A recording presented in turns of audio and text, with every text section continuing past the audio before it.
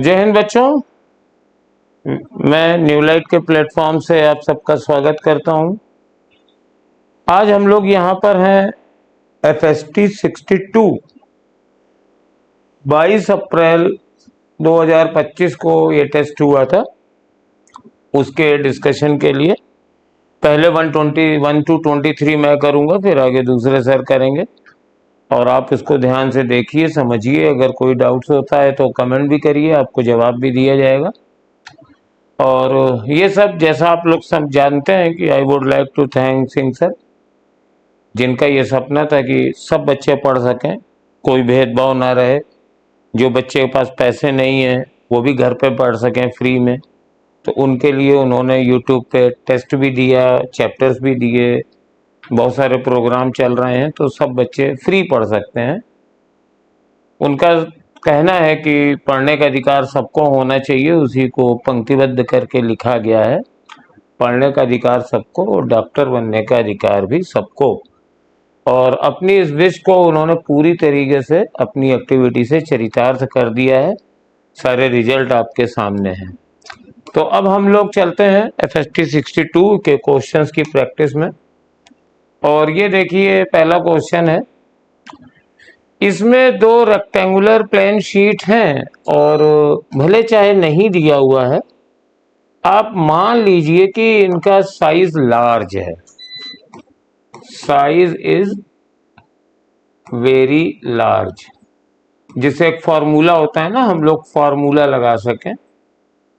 तो ये दो रेक्टेंगुलर प्लेन शीट हैं और दोनों की सरफेस चार्ज डेंसिटी एप्सिलॉन दी गई है, एक दूसरे के पैरेलल हैं और बीच में इलेक्ट्रिक फील्ड पूछी गई है। तो पहली बात तो हमें फॉर्मूला मालूम होना चाहिए कि अगर ये प्लेन शीट है तो यहां से पास में electric field sigma upon 2 epsilon 0 होती है, और अगर पॉजिटिव चार्ज है तो ये परपेंडिकुलर अवे होती है। तो दोनों पे चार्ज पॉजिटिव ही है, तो इसकी वजह से भी फील्ड इधर हो जाएगी, सिग्मा अपॉन 2 एप्सिलॉन 0, और इस पर भी पॉजिटिव है तो इसकी वजह से इधर हो जाएगी। और नेट फिर आप जान ही रहे हैं कि दोनों फील्ड एक दूसरे को कैंसिल कर देंगी, तो आंसर मेरा 0 हो गया। अब इसमें एक दो चार चीजें और बता दें आपको। क्योंकि इनफाइनाइटली शीट की वजह से इलेक्ट्रिक फील्ड के फॉर्मूले में देखो कहीं डिस्टेंस फैक्टर नहीं है, तो अगर ये क्वेश्चन इस तरीके से होता कि मिड पॉइंट पे ना निकालते, कहीं भी निकालते, तो भी यही रिजल्ट आता। तो यहां 0 थी तो यहां भी 0 हो, मतलब मिड पॉइंट लिखा है लेकिन कोई उसका रोल नहीं है। Anywhere in between the plates the electric field is 0 because both electric field produced by either of plates will cancel each other. Second बात ये बता दें, कुछ बच्चे इसमें कंफ्यूज रहते हैं कि सर क्या लें, सिग्मा अपॉन एप्सिलॉन 0 लें कि सिग्मा अपॉन 2 एप्सिलॉन 0 लें। तो यहाँ पर बेटा ये फॉर्मूला कंडक्टिंग प्लेट्स के लिए होता है और यहाँ कहीं कंडक्टिंग तो नहीं लिया है, इसलिए हमने सिग्मा अपॉन 2 एप्सिलॉन 0 लिया है। लेकिन इंटरेस्टिंग चीज ये है कि अगर यहाँ कंडक्टिंग भी लिखा होता तो बस क्या होता, हम 2 न लगाते, sigma upon epsilon 0 sigma upon epsilon 0 लगाते, आंसर तो तब भी 0 ही आता, तो मार्क्स मिलने में कोई दिक्कत बात नहीं है। तो ये पहला क्वेश्चन था, बड़ा सिंपल टाइप का था। अब दूसरा देखिए, पहचानिए भाई, एक नेटवर्क है इस टाइप में, इसको व्हीट स्टोन ब्रिज कहते हैं, व्हीट स्टोन ब्रिज। और कहते हैं कि ये आर की वैल्यू क्या हो कि इसमें से कोई करंट ना जाए, इस ब्रांच से करंट 0 हो। तो क्या है इसके लिए, सब लोग जानते हैं, बहुत सिंपल है, खुद भी आप बता सकते हैं। व्हीट स्टोन ब्रिज बैलेंस होना चाहिए, यानी बैलेंस का मतलब P अपॉन Q 1/2 बराबर R अपॉन 4 होना चाहिए, तो R is equal to 2 ohm. Fourth वाला इसका आंसर हो जाएगा। ठीक, नेक्स्ट में आइए। ये थोड़ा अच्छा क्वेश्चन है, सरफेस टेंशन का है। Wire of length R and radius R and R is much smaller than length is keep floating on the surface of a liquid of density rho. The maximum radius of the wire for which it may not sink. तो ये आपने figure पढ़ा होगा surface tension में। जैसे मान लीजिए ये ऐसे कोई वायर है, ये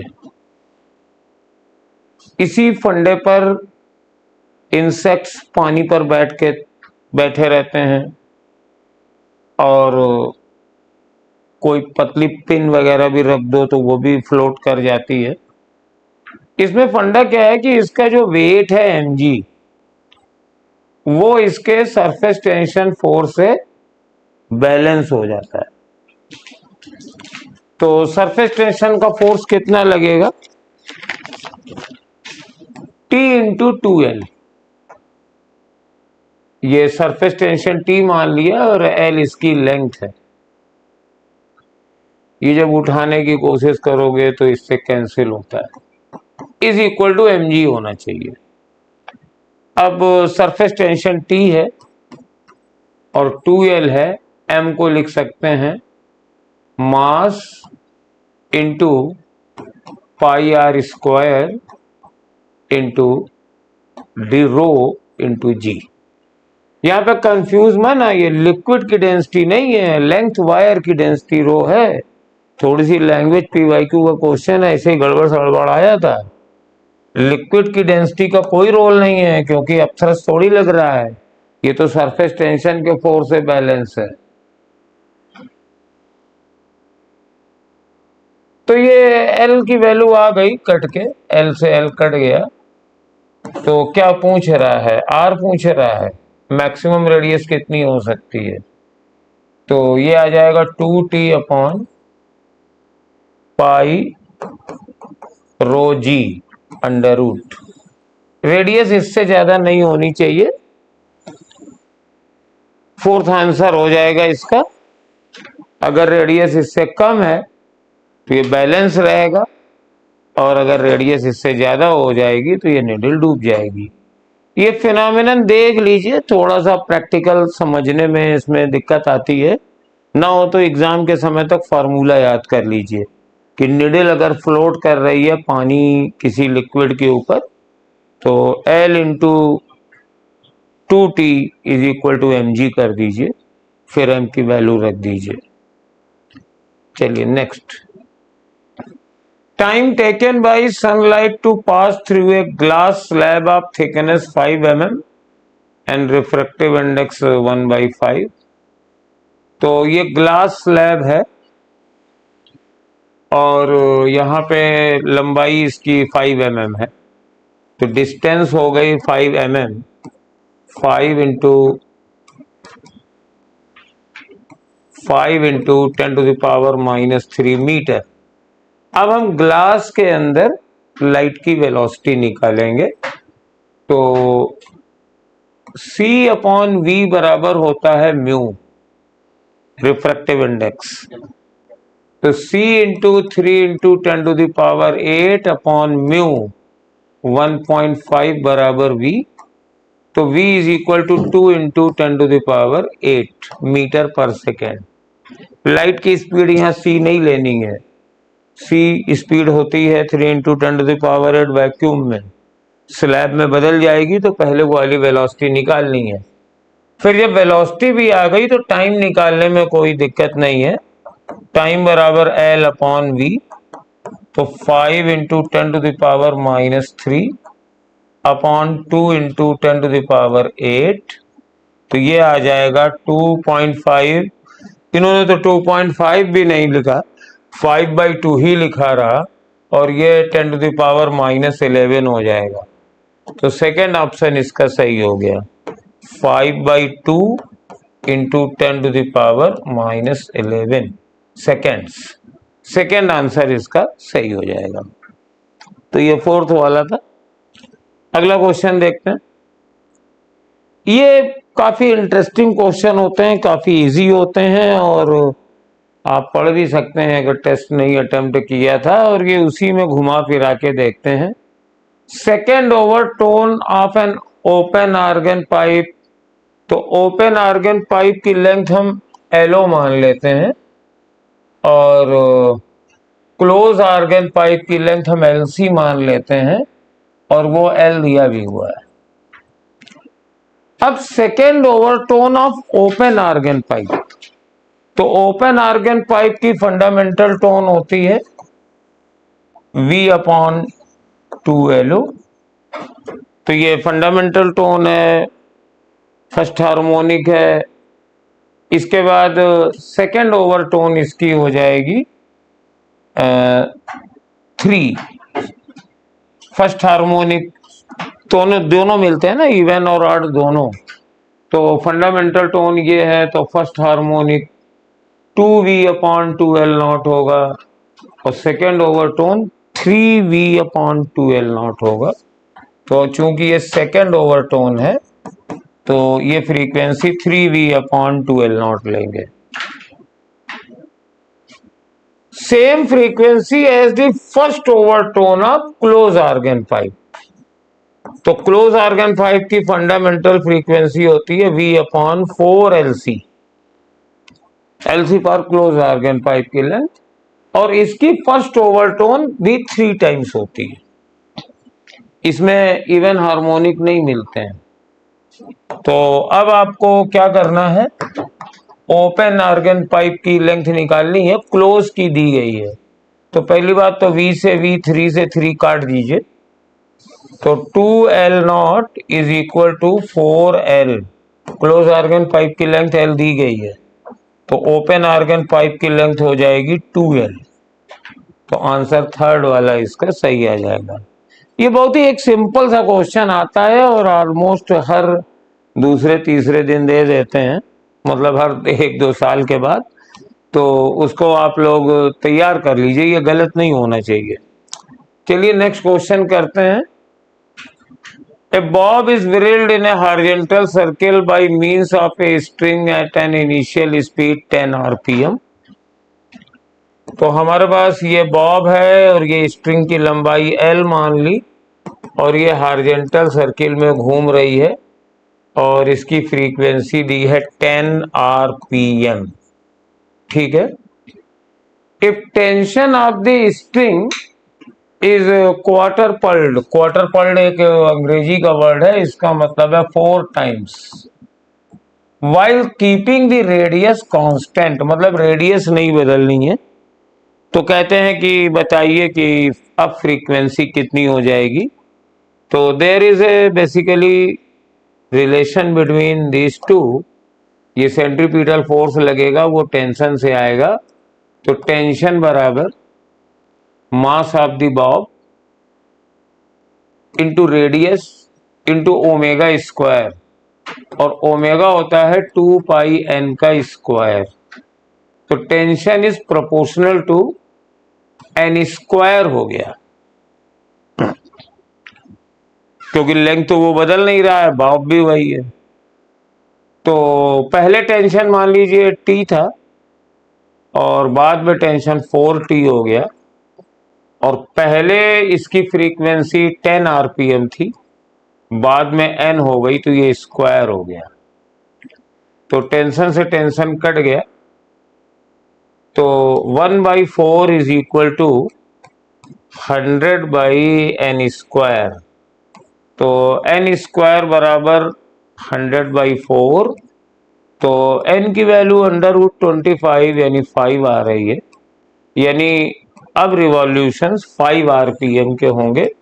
फिर एक बार थर्ड आंसर आ रहा है, और मैंने पर सेकंड वगैरह बदलने की कोई जोहमत नहीं उठाई, क्योंकि वो सब तो फैक्टर्स कट ही जाने थे। तो इसका आंसर आएगा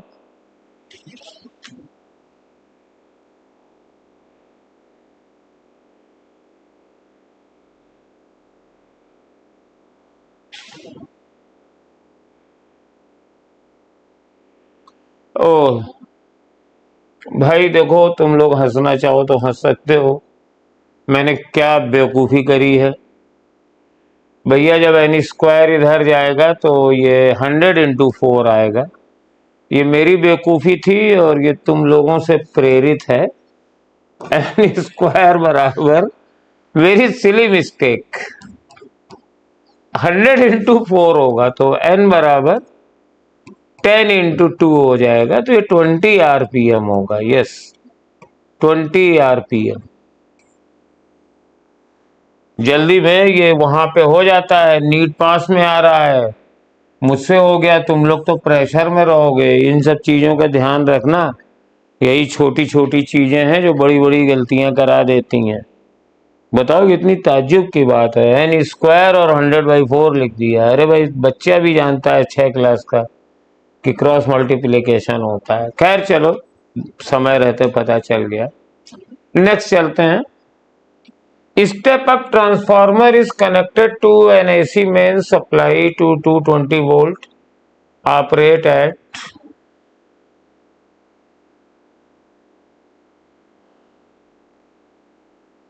11,000 volt and 88 watt. The current in the secondary circuit ignoring the power loss. तो इसको ठीक से करते हैं। ये मान लीजिए प्राइमरी सर्किट है और ये सेकेंडरी सर्किट है। तो हम लोग ये मानते हैं कि जितनी पावर इधर होगी उतनी ही पावर इधर भी होगी। तो इधर पावर कितनी होगी?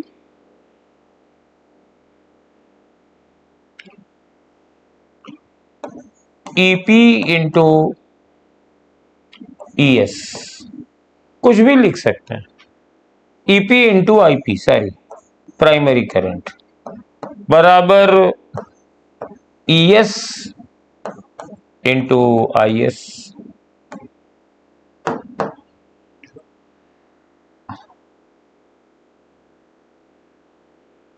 तो ये ऑपरेट होना है 11,000 वोल्ट पर।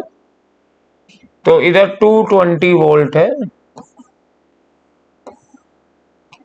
और इधर 11,000 वोल्ट है और पावर यहां पे 88 वॉट है।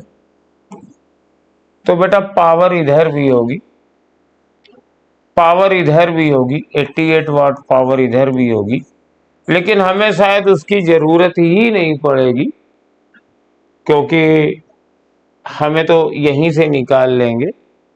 तो ES है 11,000 और इंटू सेकेंडरी करंट बराबर 88। तो IS इज इक्वल टू 88/11। 11,000 है तो 10⁻³ तो ये 8 मिली एम्पियर आ रहा है। तो मेरा तो आंसर फर्स्ट आ रहा है और आपका भी फर्स्ट ही आना चाहिए। यहां पर इसकी कोई जरूरत ही नहीं पड़ी, हमें इसकी कोई जरूरत ही नहीं पड़ी।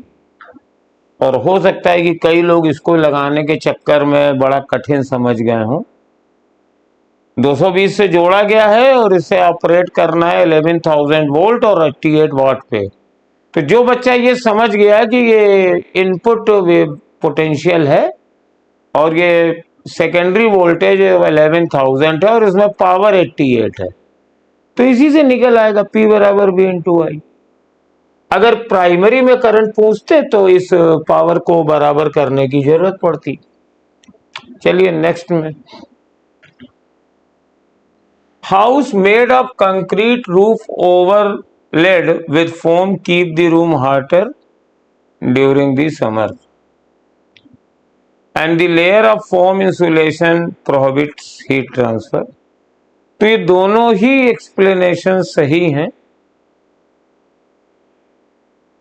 हमारे पास कंक्रीट है और इसके ऊपर एक फोम लगा देते हैं। तो देखो बेटा, फोम की खासियत ये होती है कि इसके बीच में एयर कैविटीज होती हैं। तो इसमें क्या होता है ना कि वो गुड इंसुलेशन दे देता है। Air is a very bad conductor of heat. रजाई भी इसीलिए गर्म करती है क्योंकि पुरानी रजाइयां गर्म नहीं होती हैं, वो सिकुड़ जाती है उनकी रुइयां। तो आप लोग क्या करते हो, कहते हैं ठंडा गर्म ना नहीं रही तो उसको कुटवा देते हो। कुटवा देने से रुई फिर उसकी कॉटन ऐसे से फैल गई, बीच में एयर क्रेविटी आ गई, वो बैड कंडक्टर का काम करती हैं। तो हमारे पास सेकंड ये सही है। फोम में बीच बीच में एयर पैकेट्स होते हैं और वो हीट को प्रोवाइड कर देते हैं, तो देयरफॉर वो रूम गर्म बने रहते हैं या ठंडे बने रहते हैं। तो ये assertion is correct, reason is correct, reason is correct explanation for assertion. NEET का क्वेश्चन है, सब लोग जानते हैं इसको। चलिए नेक्स्ट आइए। ये भी बहुत सिंपल है। Output OR is applied to as input. तो एक कोई आर गेट है और इसके आउटपुट को एक नॉट गेट से जोड़ दिया गया है। आर गेट का आउटपुट नॉट गेट का इनपुट है, तो ये क्या करेगा, इसका रिस्पांस बदल जाएगा। तो आर प्लस नॉट, तो ये गेट बन जाएगा नॉर। कैसे, मान लो ये 1 1 है तो ये तो 1 आएगा लेकिन ये 0 कर देगा। अब 1 0 दोगे तो ये 1 आएगा, वो 0 कर देगा। जब 0 0 दोगे तो 1 कर देगा। तो नॉर गेट का मतलब ये होता है OR gate followed by NOT gate. चलिए नेक्स्ट क्वेश्चन 10वां देखते हैं क्या है। बहुत ही अच्छा क्वेश्चन है और यहां पे अगर आप एक फॉर्मूला जानते हैं तो बड़ी अच्छी बात है।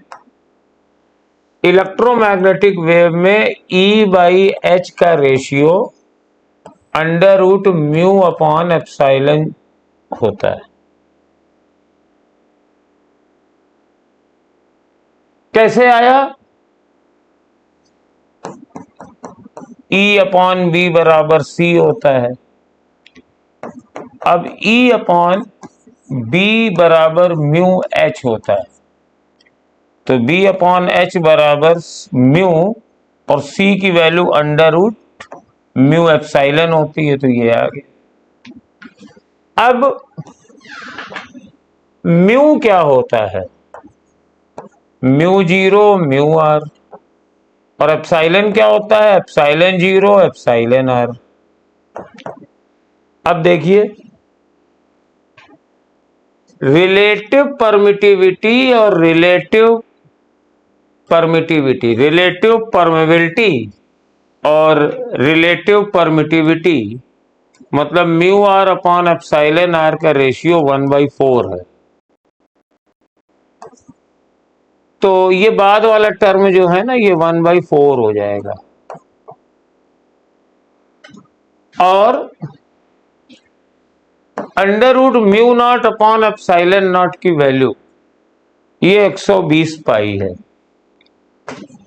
तो mu not upon epsilon not, लेकिन ये अंडर रूट में दिया हुआ है तो हम ऐसे लिख लेते हैं 1/2, इसका तो स्क्वायर रूट ले ही लिया गया mu not upon epsilon not, और इसकी जगह 120 पाई लिख देते हैं, तो 1/2 इंटू 120 पाई, तो आंसर आ जाएगा 60 पाई इज टू 1। तो थर्ड आंसर हो गया। बहुत अच्छा क्वेश्चन था, आपको आनंद आ गया होगा इसको करके।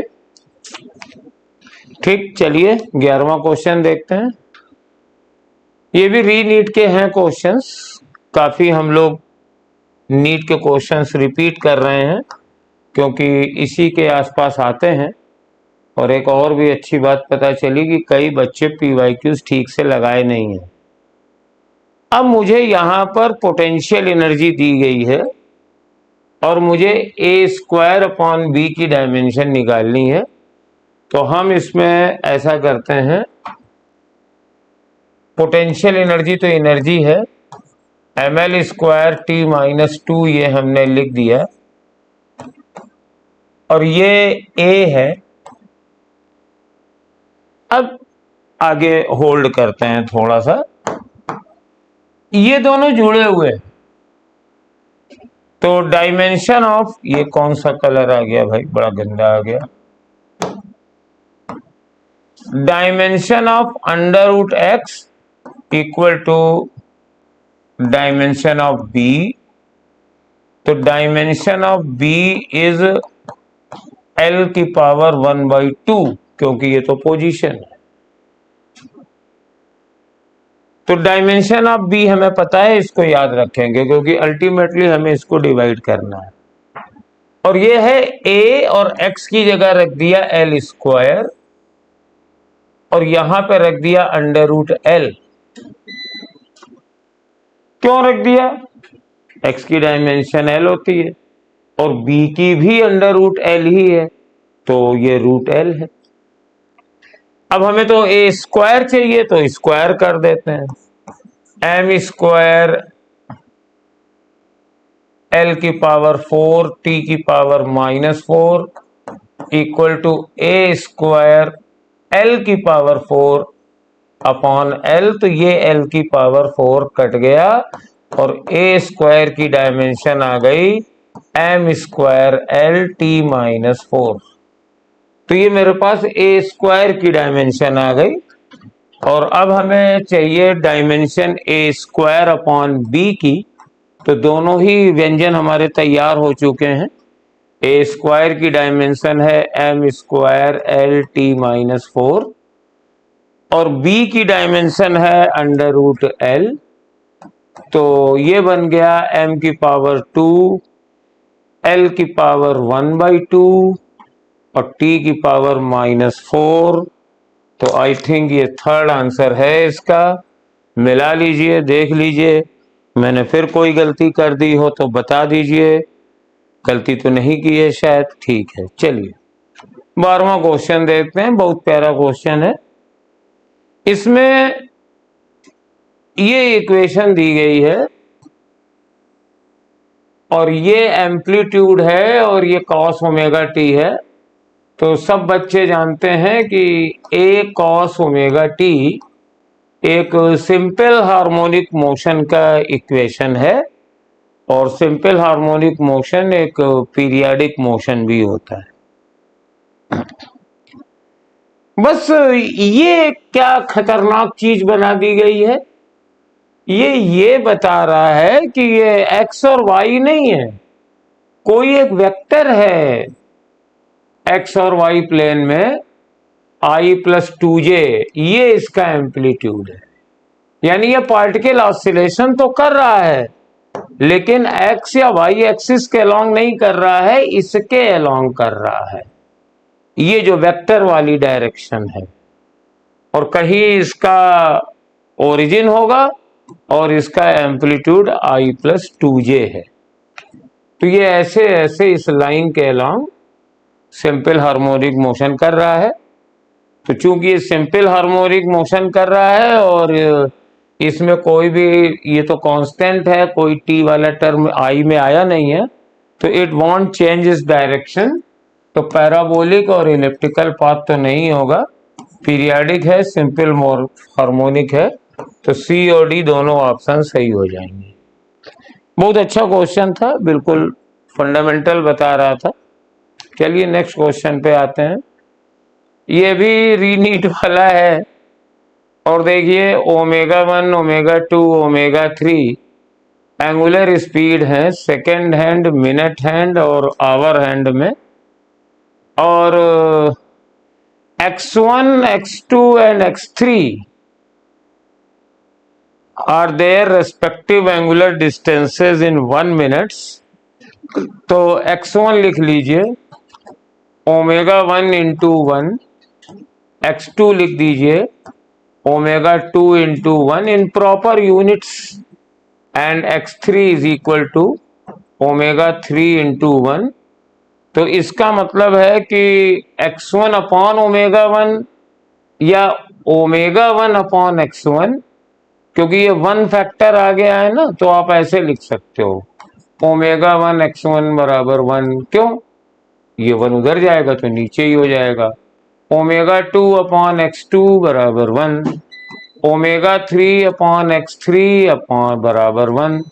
तो ये रेशियो बराबर है, तो ये पहला वाला आंसर सही है। और ये k की वैल्यू भी 1 मिनट के बराबर, ये भी बता दें, because it is the time. 1 upon 1 minute के बराबर है, उल्टा कर रहे हैं। अगर ये x अपॉन ओमेगा हो तो 1 मिनट होता, और ये 1 मिनट इनवर्स यानी हर्ट्ज में है फ्रीक्वेंसी पर मिनट। तो काफी इजी क्वेश्चन था। और ये देखिए, कहते हैं कि किसमें ब्रिज बैलेंस हो सकता है। तो बीच में डायोड डाल के नया एक्सपेरिमेंट किया है इन्होंने। ये पॉजिटिव टर्मिनल है, ऐसे ऐसे करंट ऐसे गई, और बेटा ये हमारे पास फॉरवर्ड बाइस में है। तो ये करंट ऐसे तो जा ही नहीं सकती, क्योंकि बैलेंस में क्या होगा, इससे कोई करंट ना जाए, ये ऐसे चली जाए, ये ऐसे चली जाए, और ये ऐसे जाए, ये ऐसे जाए, लेकिन ये तो इधर रिवर्स बाइस में आ गया। तो इधर तो करंट पास होने की इधर से कोई पॉसिबिलिटी नहीं है, तो डेफिनेटली इससे कुछ ना कुछ करंट जाएगी बस।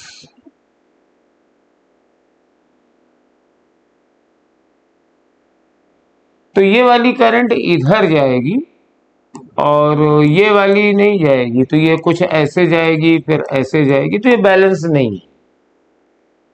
सिमिलरली यहां पे भी यही काम किया, ये करंट ऐसे चला दी, ऐसे गई, इधर जा ही नहीं सकती, तो जाहिर है कि ये ऐसे होकर के ऐसे जाके ऐसे जाएगी, तो ये भी बैलेंस नहीं होगा।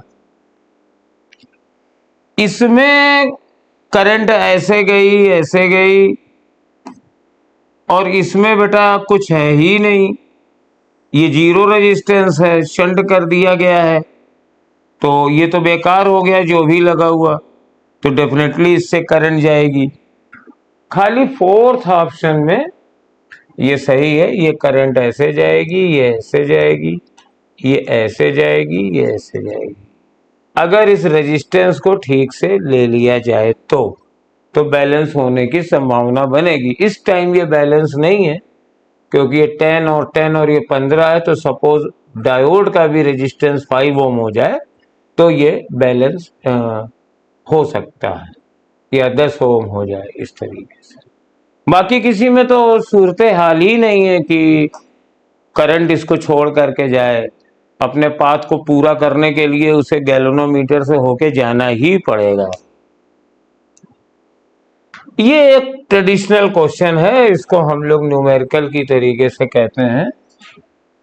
मिनिमम डेविएशन पूछ रहा है, तो हमें मालूम है म्यू बराबर होता है sine A plus delta minimum by 2 upon sine A by 2।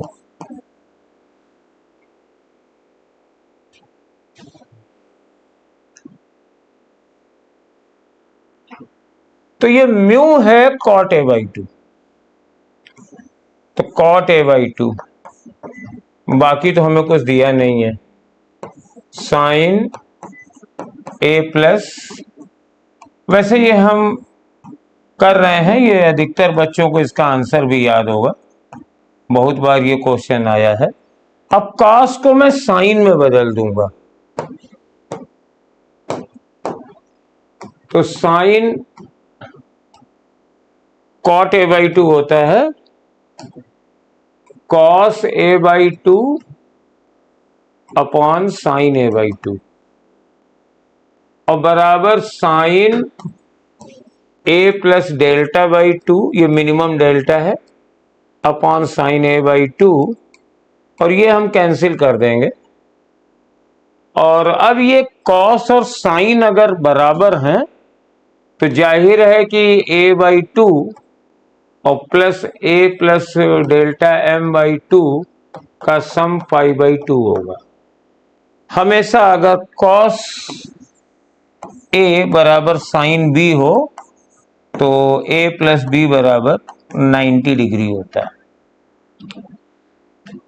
तो a plus delta minimum by 2 is equal to pi by 2, तो 2a प्लस मिनिमम डेल्टा बराबर पाई, तो delta m is equal to pi minus 2a, और जिसको हम 180 minus 2a भी लिख सकते हैं। तो ये सेकेंड ऑप्शन सही है।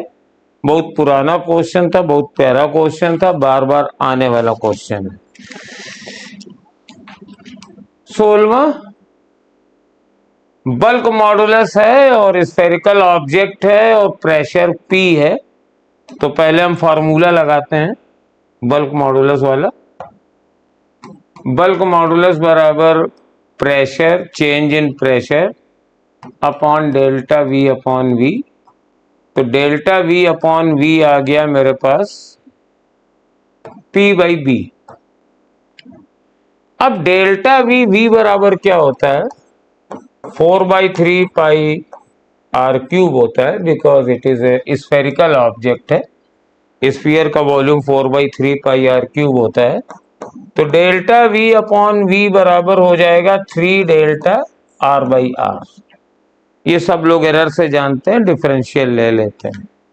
तो 3 delta r by r is equal to P upon B। तो डेल्टा r अपॉन r जो फ्रैक्शनल चेंज इन रेडियस है वो 3b हो जाएगी। और मेरे ख्याल से ये लिखना सब लोग जानते ही होंगे, नहीं जानते तो डिफरेंशिएट कर दीजिए, आ जाएगा। ओके। 17वें क्वेश्चन में थोड़ा सा काइनेमेटिक्स का है। x दिया है, y दिया है और एक्सेलरेशन 2 सेकंड पे निकालना है। तो x बराबर 5t माइनस 2t स्क्वायर है। तो पहले vx निकाल लो, तो ये t माइनस 4t हो जाएगा। फिर ax निकाल लो, ये 1 आ जाएगा। नहीं,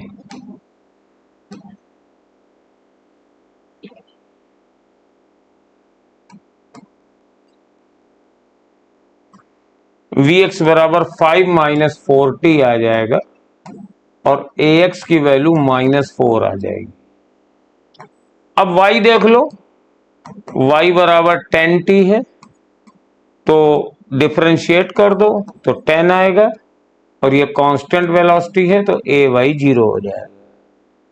हमें मालूम है कि v बराबर dx बाई dt और y वाली dy बाई dt, और जब वेलोसिटी को डिफरेंशिएट करेंगे तो एक्सेलेरेशन आएगा।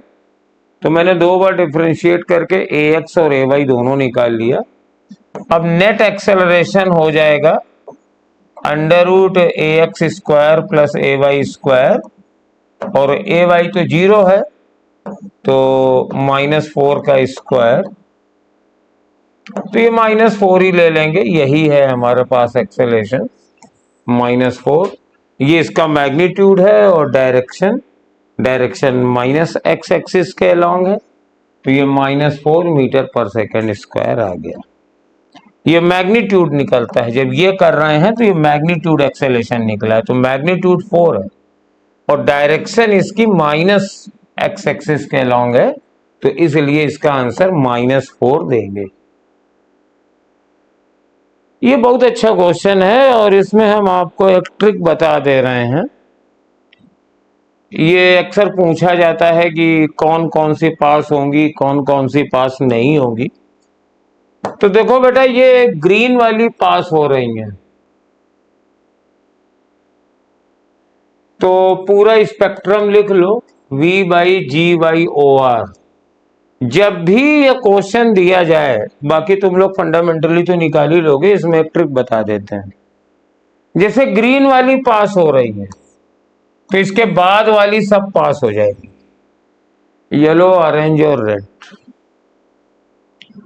और इसके पहले वाली पास नहीं होगी। जैसे मान लो एक और क्वेश्चन ले, इस बार मान लीजिए ये ऑरेंज वाली पास जा रही है, ये ऑरेंज वाली है, तो सिर्फ रेड वाली पास होगी, बाकी सब टोटल इंटरनली रिफ्लेक्ट हो जाएंगी। ये इसकी ट्रिक थी। बाकी क्रिटिकल एंगल पर आप लोग फार्मूले से इसको निकाल ही सकते हो, म्यू बदलेगा, ये बदलेगा, दुनिया भर का है। चलिए, पोटेंशियल डिफरेंस अक्रॉस रेजिस्टेंस दिया है, वी आर बराबर 80 और वीसी बराबर 40 और वीएल बराबर 100 और पावर फैक्टर निकालने की तमन्ना है। तो तमन्ना इनकी पूरी की जाए। पावर फैक्टर होता है R by Z, power factor cos phi होता है, ये आर बाई जेड होता है। और आर होता है मेरे पास आर और जेड होता है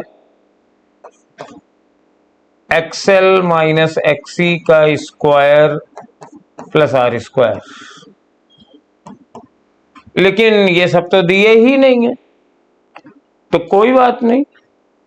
हमें मालूम है कि आई एक्सएल बराबर होता है वीएल, आई एक्सी बराबर होता है वीसी और आई आर बराबर होता है वी आर। तो हम आई से मल्टीप्लाई कर देते हैं, तो आई आर, और जब यहां आएंगे तो I XL minus I XC whole square plus I R का होल स्क्वायर। अब ये तो वी आर है, वी आर 80 है और ये 100 है, यहां माइनस होता है भाई साहब, और ये 40 है, तो 100 माइनस 40 का स्क्वायर और प्लस 80 स्क्वायर। तो ये आ गया देखो 80 अपॉन अंडर रूट, ये भैया 100 माइनस 40 60 का स्क्वायर आया और ये 80 का स्क्वायर आया। तो नीचे 10 आएगा, 80 बटे 10 या 100 आएगा, sorry 60 square plus 80 square is equal to 100 square. तो ये पावर फैक्टर 0.8 आ जाएगा। तो ये फोर्थ वाला आंसर है। चलो भाई नीचे चलो, मतलब आगे बढ़ो। 1 kg object strikes A ball at an angle of 60 degree with the ball.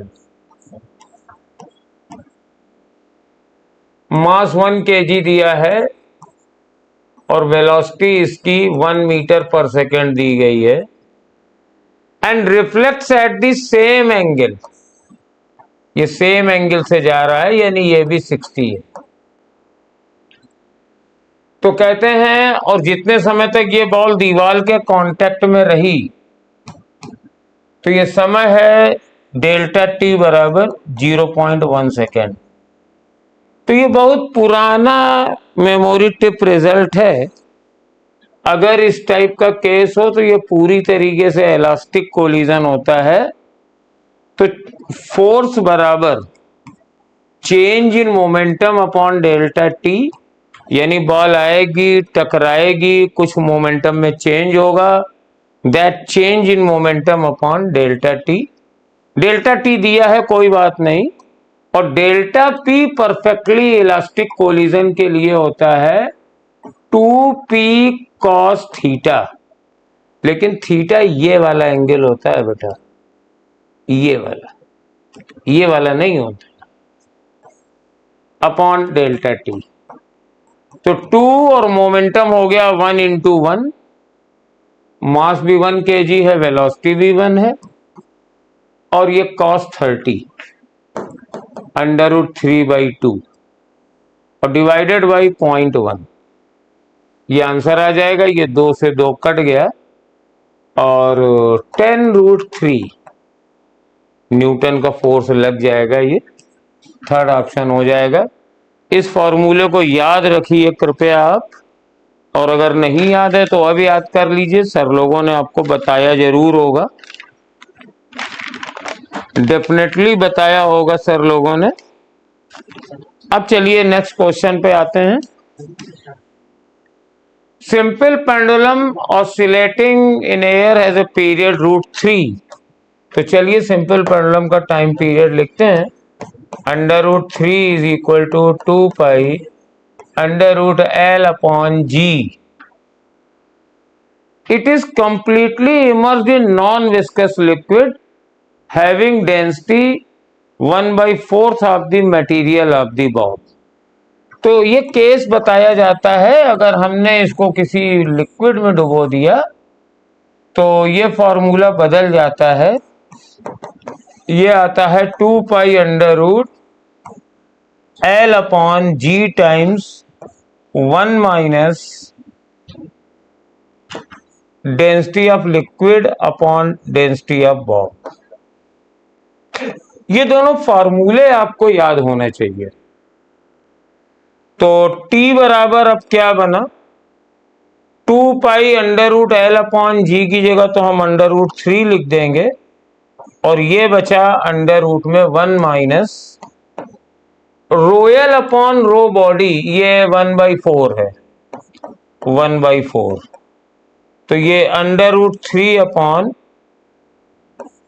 √3 into 2।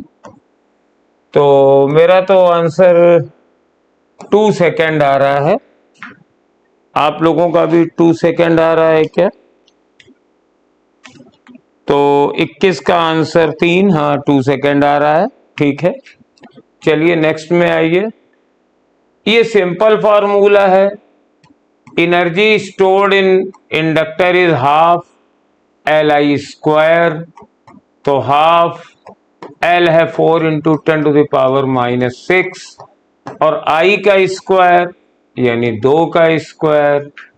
तो ये मेरे पास आ गया, ये 2 कट गया तो 4 दूनी 8, 8 इंटू 10⁻⁻6 जूल यानी 8 माइक्रो जूल आंसर हो गया, सेकंड वाला आंसर। चलिए साहब नेक्स्ट हमारे हिस्से का लास्ट, इसके बागे दूसरे करेंगे। टेम्परेचर किसी गैस का -50 है और इसको किस टेम्परेचर तक हीट कर दिया जाए कि इसका स्पीड 4 गुना हो जाए। अच्छा भाई, तो √3R/m और ये टेम्परेचर है 273 -50। ये टेम्परेचर -50 है बेटा, और किस टेम्परेचर तक हीट करें, तो 3R/m और मान लो ये T टेम्परेचर तक हीट करें और ये वाली वेलोसिटी इसकी 4 गुनी है, तो ये 4 कर दिया।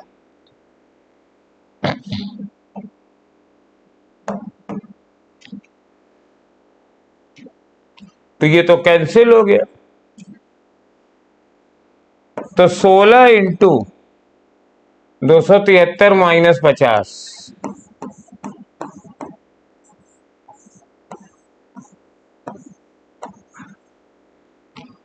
223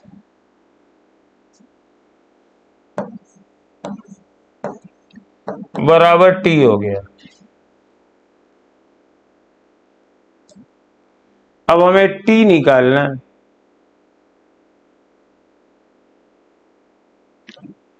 तो 16×3=48, T बराबर 16×3=48, 4, 16 दूनी 32 और 4 36, 3, 16 दूनी 32 और 3 35, 3568 केल्विन आ रहा है। तो ये तो कोई आंसर दिया ही नहीं है, केल्विन वाले तो है नहीं। अब सेल्सियस में बदल के देखो, 3568 में से 273 माइनस करें तो 5 और 16 में से 7 गए 9 और 4 में से 2 गया 2 और 3, इतने डिग्री सेल्सियस आ गया। यस, फोर्थ वाला आंसर इसका सही होगा। तो ये 1 से 23 तक के बेटा हमने कर दिए हैं, आगे वाले सर करेंगे। कोई दिक्कत हो तो कमेंट करके बताइएगा, आपको रिप्लाई किया जाएगा। Thank you. तो ठीक है बच्चों, अब हम लोग आगे लेकर के आए हैं 24 से जो भी डिस्कशन होगा अब वो मैं करूंगा। देखते हैं क्वेश्चन क्या है यहाँ पर। In hydrogen spectrum the shortest wavelength in the Balmer series जो है क्वेश्चन में लैम्डा दी गई है, ठीक है भैया, क्या दी गई है, lambda. The shortest wavelength in the Brackett series जो है वो हमसे क्वेश्चन में पूछा गया है, ठीक है। बड़ा ही आसान क्वेश्चन है, पहले हम इस चीज को समझ लेते हैं कि जब कभी भी शॉर्टेस्ट वेवलेंथ की बात आती है तो इसका मतलब ये हुआ कि जो स्पेक्ट्रम लाइन है वो इनफाइनाइट से कहां पर गिरती है। अगर मैं बामर की बात करता हूं तो बामर के केस में इनफाइनाइट से कहां पर गिरेगी, सेकंड पर। किस केस में, अगर आपको फॉर शॉर्टेस्ट वेवलेंथ अगर चाहिए तो स्पेक्ट्रम जो है वो इनफाइनाइट से, स्पेक्ट्रल लाइन जो है वो इनफाइनाइट से सेकंड में गिरनी चाहिए। तो ठीक है, उसके लिए फार्मूला क्या होता है, 1/λ इज इक्वल टू r 1/2 का स्क्वायर माइनस का 1/∞ का स्क्वायर। सिंपल भैया।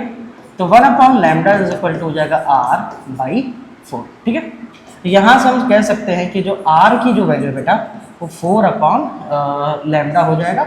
मान लीजिए ये इक्वेशन नंबर फर्स्ट हो गई, ठीक। अब किसके लिए पूछी गई भैया, ब्रैकेट सीरीज के लिए बोली पूछी गई। किसके लिए, ब्रैकेट के लिए। तो for shortest wavelength of Brackett series की जब हम बात करते हैं तो ब्रैकेट सीरीज में इनफाइनाइट से कहां पे गिरता है बोलेगा भैया, बोलो भैया 4 पर गिरता है। कहां पे गिरेगा, 4 पर, ठीक है। तब उसके लिए देख लेते हैं, तो इसका कोई नाम देते हैं, मान लीजिए 1/λ1 इज इक्वल टू क्या हो जाएगा, r 1/4 का स्क्वायर माइनस का 1/∞ का स्क्वायर हो जाएगा, ठीक है। तो ये वैल्यू क्या हो जाती है, 0, ठीक।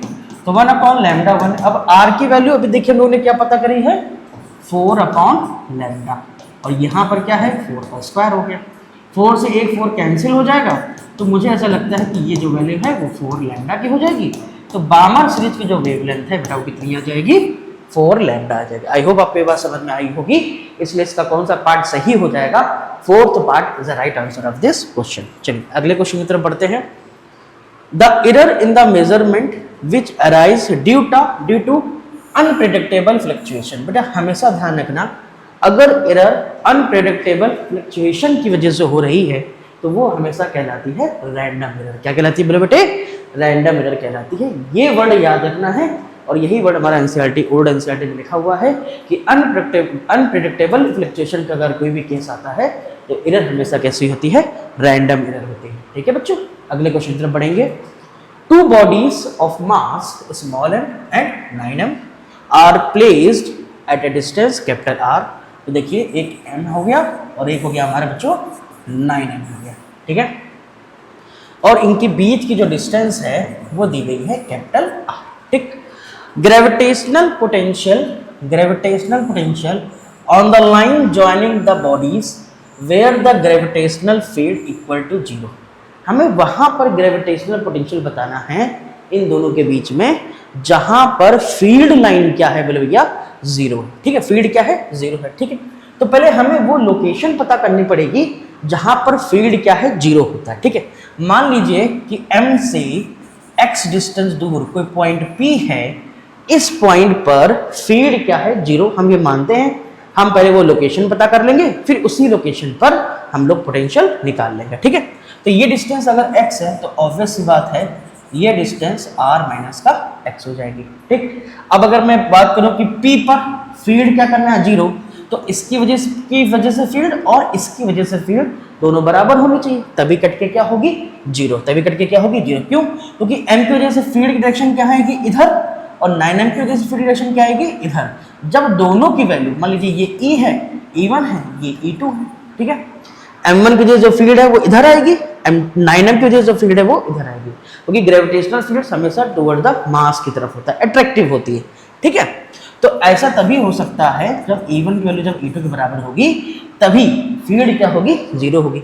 अब अगर E1 लिखते हैं तो क्या लिखेंगे बोलो भैया, कैपिटल G m/x², और ये क्या लिख देंगे, capital G 9m/r minus x का होल स्क्वायर हो गया। G से G कैंसिल हो गया, m से m कैंसिल हो गया, 1/x² is equal to 9/r minus x का होल स्क्वायर, ठीक है। अब उसके बाद क्या करेंगे, अगर हमें यहाँ से x निकालना है in the terms of r, तो अगर आप इसको ओपन करेंगे तो थोड़ा फंस जाएंगे, तो मैं क्या कर रहा हूँ यहाँ पर रूट ले लूंगा। अगर मैं दोनों साइड रूट ले लूँ, मतलब 1/x², और यहाँ पर भी मैंने रूट ले लिया भैया r माइनस एक्स का होल स्क्वायर।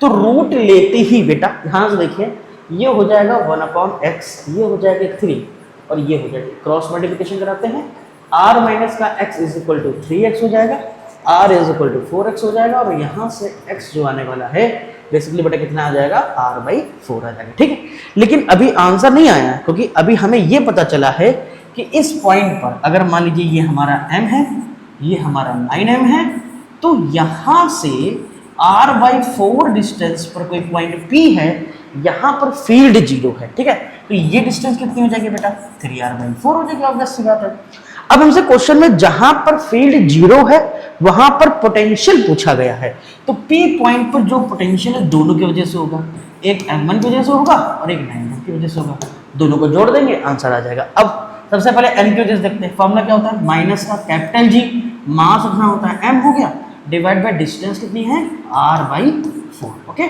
यहाँ के बाद कर लेते हैं, कैपिटल G, मास कितना है 9m है और डिस्टेंस कितनी है 3r/4 है। ठीक है, अब यहाँ ध्यान से देखिए 4 ऊपर चला जाएगा तो माइनस का 4 कैपिटल G m/r हो जाएगा। यहाँ देखिए 3 से काटोगे तो 3 ऊपर आ जाएगा, 3 का ये 3 आ गया, 4 ऊपर चला गया तो ये हो गया 12 कैपिटल G m/r, दोनों को जोड़ देंगे तो माइनस का 60 कैपिटल G m/r, ये बेटा P पॉइंट पर पोटेंशियल आ जाएगा। तो P पॉइंट पर जो पोटेंशियल है वो बेटा ये आएगा और P पॉइंट पर जो फील्ड है वो 0 होगी, इसलिए कौन सा पार्ट सही हो जाएगा बोलो भैया, first part is the right answer of this question. Okay, अगले क्वेश्चन की तरफ बढ़ते हैं। A horizontal bridge is built across a river, a student standing on the bridge throws a small ball vertically upward, ध्यान रखिएगा, with a velocity कितनी है 4 metre पर second, the ball strike the water surface, कितनी देर में पहुंची है 4 second में। पूछा गया है हाइट ऑफ ब्रिज क्या होगा, अबव द वाटर सरफेस। बड़ा ही आसान क्वेश्चन है। तो मान लीजिए ये तुम्हारी हो गई है वाटर सरफेस। ओके, मान लीजिए वाटर सरफेस से h हाइट पर ये आपका क्या हो गया, ब्रिज हो गया, क्या आगे बोले बेटे ब्रिज। यहां से जो है एक बच्चा है उसने क्या किया, u बराबर 4 मीटर पर सेकेंड से एक बॉल को ऊपर फेंका। तो ये जो बॉल है भैया, ये बॉल इस तरीके से ऊपर जाने के बाद कहाँ आएगी, नीचे आ जाएगी, और इस घटना में जो लगा समय है वो यहाँ पर क्वेश्चन में बोला गया है 4 सेकंड। कितना है 4 सेकंड। ठीक है, हो जाएगा भाई क्वेश्चन। हाइट ही तो निकालनी है, कैसे निकालेंगे, सबसे पहले बॉडी को कहाँ फेंका जा रहा है, ऊपर, तो इनिशियल वेलोसिटी पॉजिटिव में ले लिया, दैट इज 4 मीटर पर सेकेंड हो गया। एकदम क्लियर बात। बॉडी ऊपर से नीचे आ रही है, सोचो अगर बॉडी ऊपर से नीचे यहाँ तक आ गई है तो डिस्प्लेसमेंट कितना होगा, तो बोलोगे भैया डिस्प्लेसमेंट कितना हो जाएगा माइनस का h, तो डिस्प्लेसमेंट कितना हो गया माइनस का h।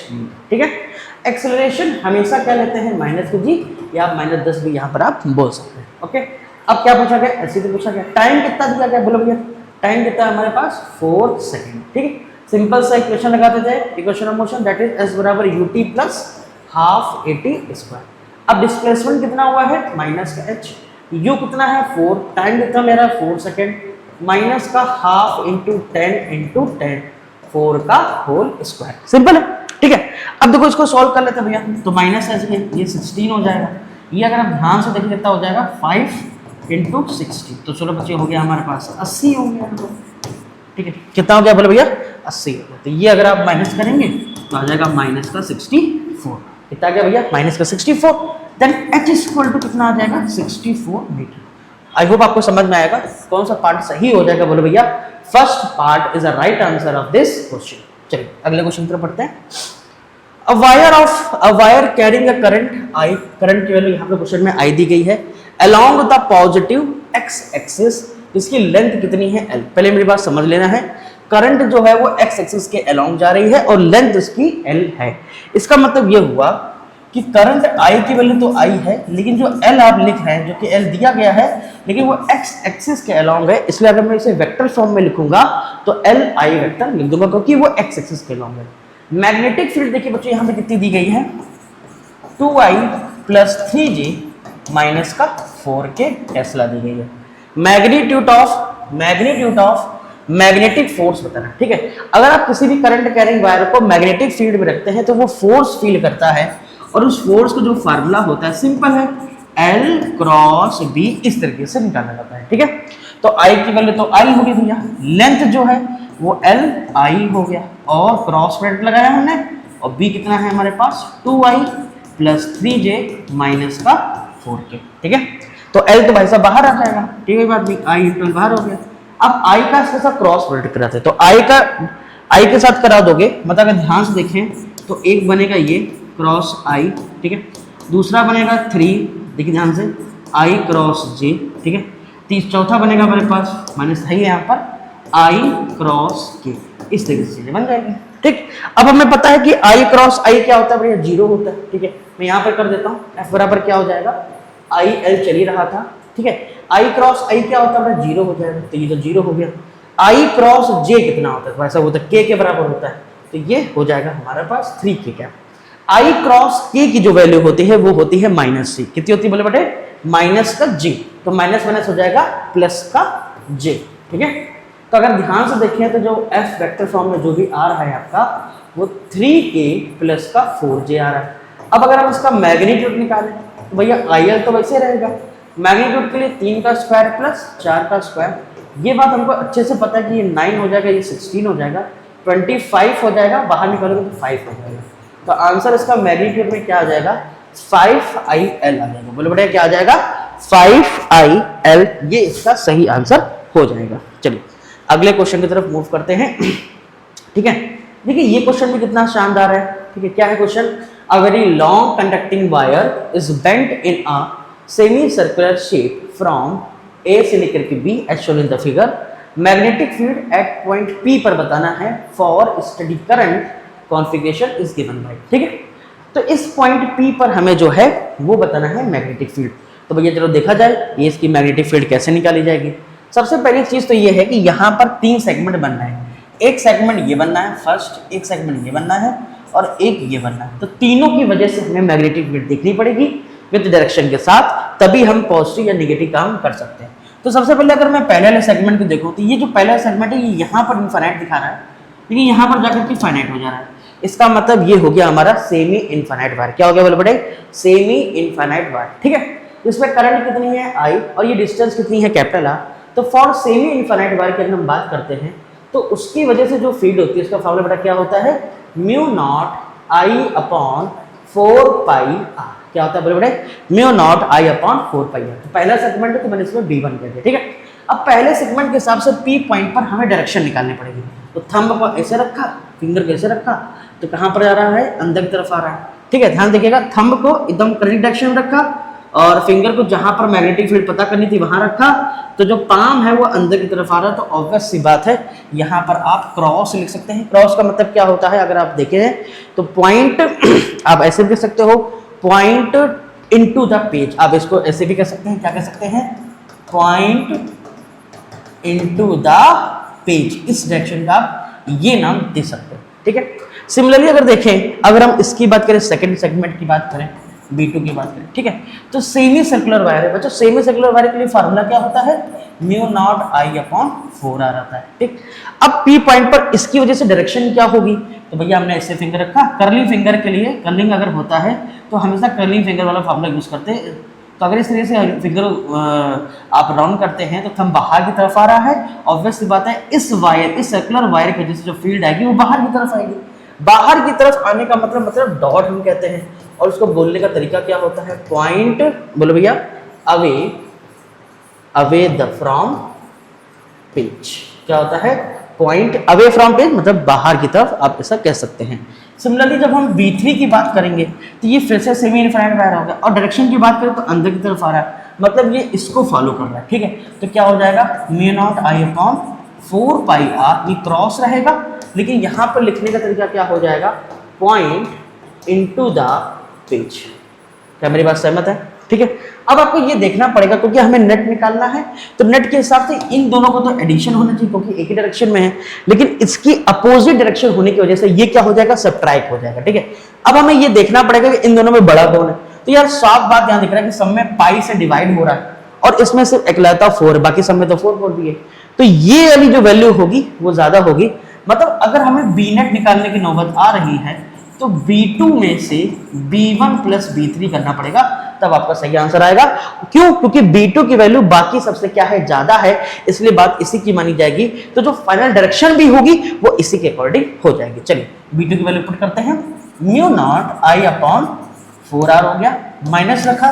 B1 की वैल्यू कितनी है, ये और ये, मतलब mu not I upon 4 pi r plus mu not I upon 4 pi r हो गया। ठीक है, अब यहाँ पर देखो ध्यान से क्या हो जाएगा, mu not I upon 4r चल रहा था, यहाँ अगर ध्यान देखें दोनों एक जैसे हैं, तो आपके पास इसको कैलकुलेट करेंगे तो ये बन जाएगा, क्या बन जाएगा, कुछ इस तरीके से चीजें बन जाएगी। ठीक, अब हम यहाँ से कुछ चीजें जो है कॉमन ले सकते हैं। क्या ले लें common, mu not I upon अगर हम 4r कॉमन ले लें तो यहाँ पर तो 1 बचेगा, लेकिन यहाँ पर 2 अपॉन पाई बच जाएगा। ठीक है, तो ऑब्वियस सी बात है कि जो नेट फील्ड आई है वो ये आएगी।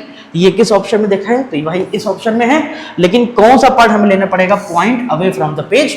क्यों? क्योंकि इसकी फील्ड ज्यादा थी, इसी की बात मानी जाएगी। आप देख सकते हैं कौन सा पार्ट इसका सही आएगा, first part is the right answer of this question. बढ़िया, अगले क्वेश्चन की तरफ मूव करेंगे। ठीक है, समझ में आ गया। अगला क्वेश्चन देखते हैं, A bullet from a gun is fired on a rectangular wooden block with velocity u. Okay, when bullet travel 24 centimeter through a block along its length horizontally, velocity bullet हो रही है u by 3। ठीक है, फिर क्या कह रहा है, then if further penetrated into the block in the same direction before coming to rest exactly at the other end of the block, तो टोटल लेंथ ऑफ ब्लॉक की पूछी गई है। देखिए बड़ा ही आसान क्वेश्चन है। पहले पैराग्राफ में या पहले सेंटेंस में जो इक्वेशन दी गई है, इंफॉर्मेशन दी गई है, उसके यूज से हमें ये पता करना पड़ेगा कि जो ब्लॉक है वो कितना रिटार्डेशन उस बुलेट को दे रहा है, तभी तो बुलेट की स्पीड कम हो रही है और एट द एंड जाकर के 0 हो जाएगी। ठीक, तो मान लीजिए कि ये आपका ब्लॉक है।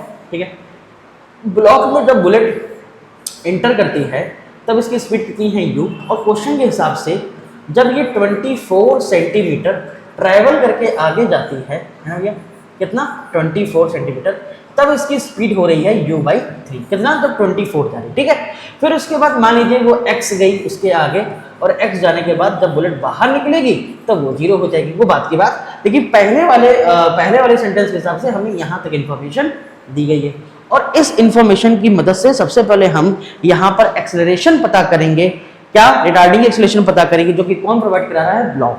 ठीक है, कैसे पता करेंगे भाई, देखो ये इनिशियल है, ये फाइनल है, ये दिया गया, कौन सा फॉर्मूला लगाओगे, v² is equal to u² plus 2as। ठीक है, v की वैल्यू कितनी, फाइनल वेलोसिटी कितनी है, u by 3, उसका क्या कर दिया स्क्वायर, और ये कितना है यहाँ पर, सिर्फ u² है, प्लस, ठीक है, प्लस 2a पता करना है, और s हमको क्वेश्चन में 24 सेंटीमीटर दिया गया है। मैं यहाँ पर मीटर में बदल नहीं रहा हूँ, क्योंकि आंसर सारे के सारे सेंटीमीटर में दिए गए हैं, तो ऑब्वियस सी बात है आप उससे कैलकुलेट कर सकते हैं। ठीक है, तो आंसर उसी में भी आ जाएगा, तो करने की जरूरत नहीं पड़ेगी सीधे, क्योंकि u हमें सीधे दिया गया।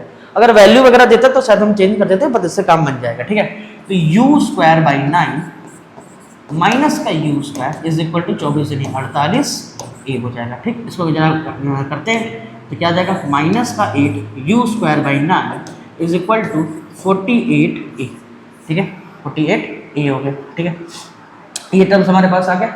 अब इसको आप चाहे तो एक्सेलरेशन यहाँ से निकाल सकते हैं। क्या हो जाएगा भैया, 8 के 8 6 48, तो माइनस का 9 6 54, ठीक है, ये हमारा रिटार्डिंग एक्सेलरेशन बन जाएगा। ठीक है, तो इसका मतलब ये जो ब्लॉक है ये कितना रिटार्डिंग एक्सेलरेशन दे रहा है, माइनस का u² अपॉन 54। यहाँ तक बात समझ आ गई। अब क्या कह रहा है कि हमें टोटल लेंथ ब्लॉक की चाहिए, जब ये बाहर निकलेगा तो उसकी वेलोसिटी 0 हो रही है। ठीक है भैया, फिर एक बढ़िया से केस समझ लो, फिर से इनिशियल इसको मान लो, फाइनल इसको मान लो।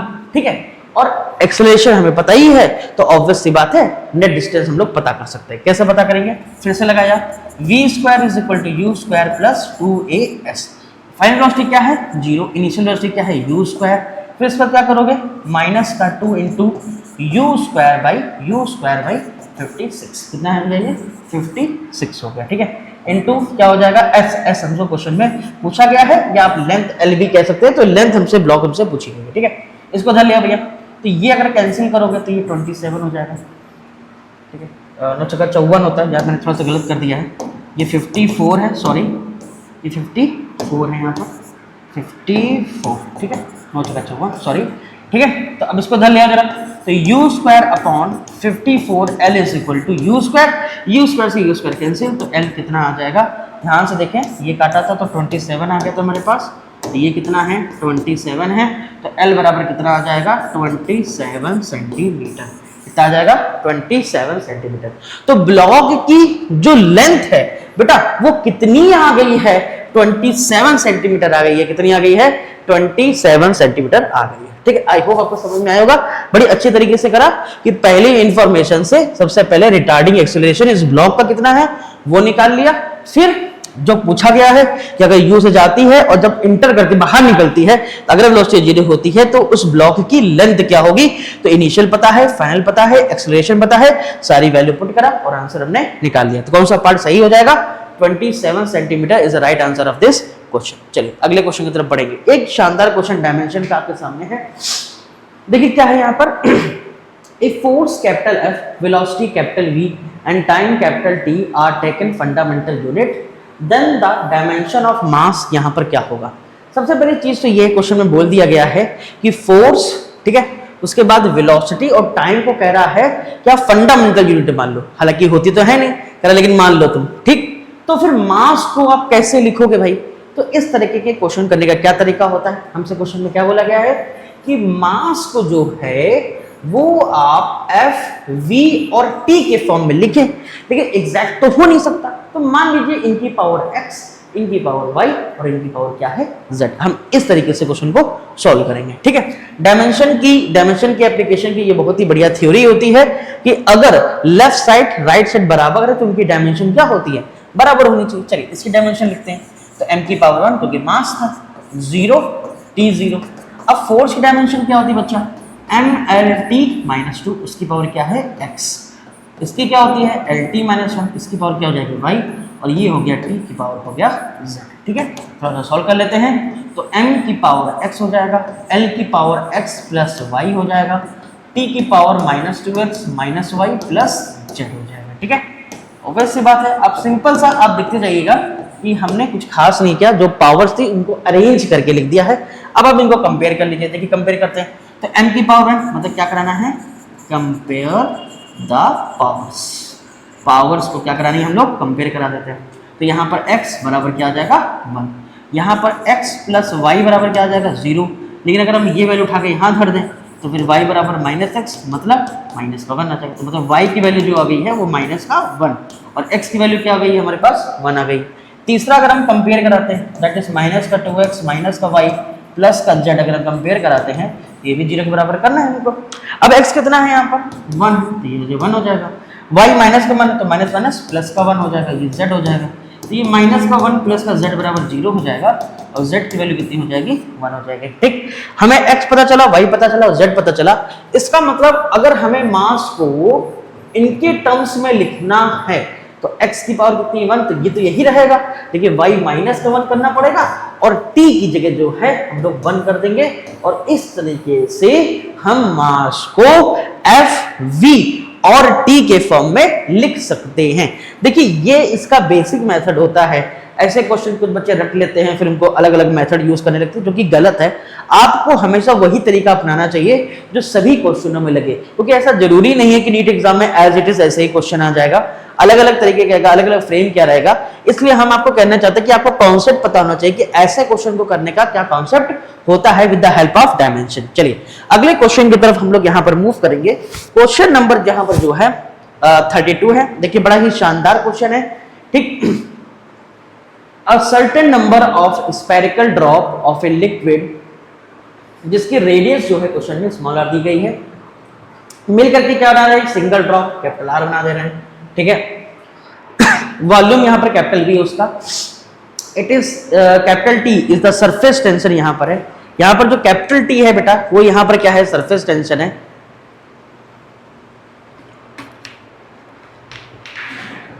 ठीक है।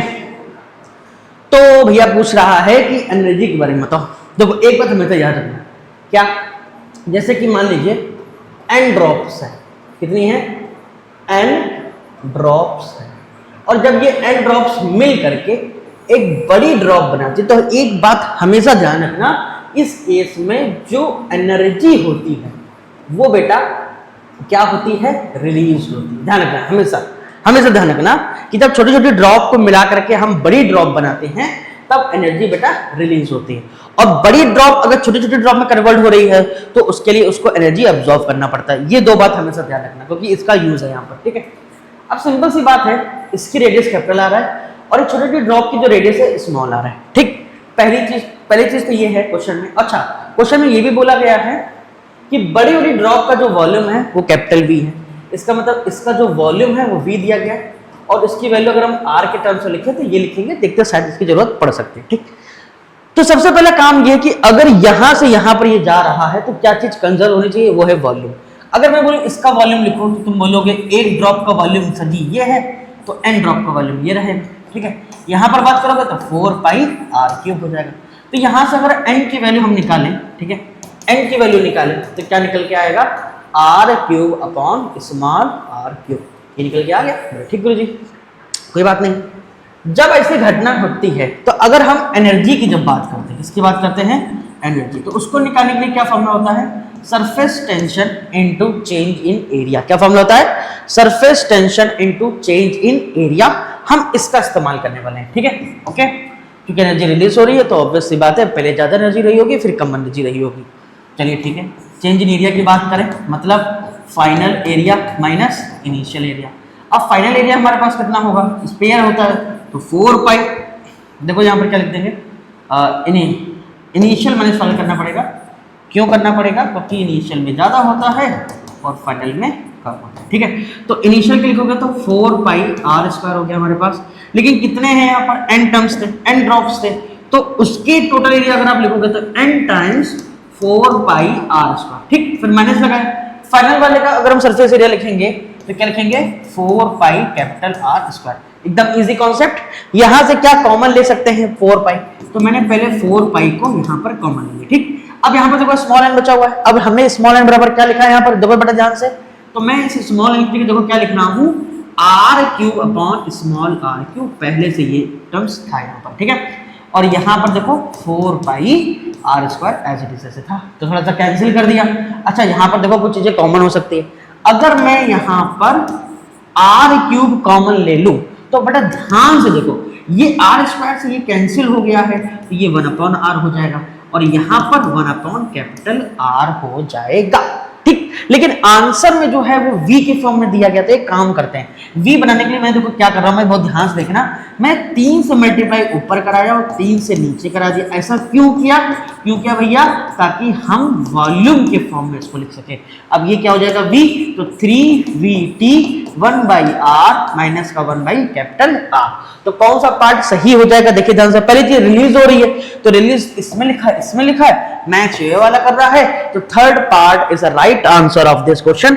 बहुत ही शानदार क्वेश्चन है, क्या गजब का कॉन्सेप्ट यहाँ पर लगा हुआ है कि अगर छोटी छोटी बूंदे आपस में मिल रही हैं तो एनर्जी रिलीज होती है, और उस एनर्जी का formula surface tension into change in area होता है। सिंपल सी बात है, चेंज इन एरिया जो लगेगा वो इनिशियल माइनस फाइनल करना पड़ेगा। क्यों करना पड़ेगा सर, क्योंकि ऑब्वियस सी बात है एनर्जी रिलीज हो रही है, तो रिलीज होने का मतलब क्या होगा, इनिशियल में ज्यादा रही होगी और फाइनल में कम रही होगी, तभी तो रिलीज करेगा, ठीक। लेकिन जब हम कोलैप्स कराते हैं, मतलब तो टूटता है, बड़े वाला ड्रॉप मिलकर छोटे वाले ड्रॉप में कन्वर्ट हो जाता है, तब उस केस में final area minus initial area करते हैं। खैर, अगला क्वेश्चन तरफ मूव करेंगे। देखिए अगला क्वेश्चन देखेंगे, पढ़ेंगे, बड़ा ही अच्छा है काइनेमेटिक्स से question. The motion of A particle along a straight line describe by ये, ठीक है। अब ये हमको भैया दे दिया गया, यहाँ पर x क्या है, मीटर में, t आपका सेकंड में। पूछा है द रिटार्डेशन हमें बताना है of the particle when its velocity become 0। जब वेलोसिटी 0 है तब रिटार्डेशन बताना है। इसका मतलब सबसे पहले हमें ये पता करना पड़ेगा किस टाइम पर वेलोसिटी 0 है। जैसे यहाँ पर देखो x बराबर क्या दिया गया, 8 + 12t माइनस का t क्यूब, ठीक। कोई बात नहीं सर, हमको क्या पता करना है, वो टाइम पता करना है जब वेलोसिटी 0 है, तभी उस टाइम पर एक्सेलरेशन निकाल पाएंगे। तो इसको अगर हम एक बार डिफरेंशिएट करेंगे, मतलब ये 0 हो गया, ये 12 हो गया और ये 3t² हो गया, ठीक है। बड़ा ही सिंपल सी बात है, 8 + 12t + t³ हमारे पास ये टर्म्स बन जाएगा। ये हमारा किसका टर्म बन गया है, वेलोसिटी का टर्म हमारे पास बन गया। ठीक है, अब क्या करेंगे, बोलो भैया इसको बराबर हमने जीरो कर दिया तो इसको धर ले जाओ, तो 3t² बराबर क्या हो जाएगा, 12 हो जाएगा। ठीक है, तो फिर t² बराबर क्या हो जाएगा, 4 हो जाएगा, तो फिर t बराबर क्या हो जाएगा, 2 हो जाएगा। तो t बराबर 2 सेकंड पर हमसे क्वेश्चन में एक्सेलरेशन पूछा गया है। तो कोई कैसे निकाला जाए एक्सेलरेशन, एक बार इसको क्या कर सकते हैं, डिफरेंशिएट और कर देते हैं।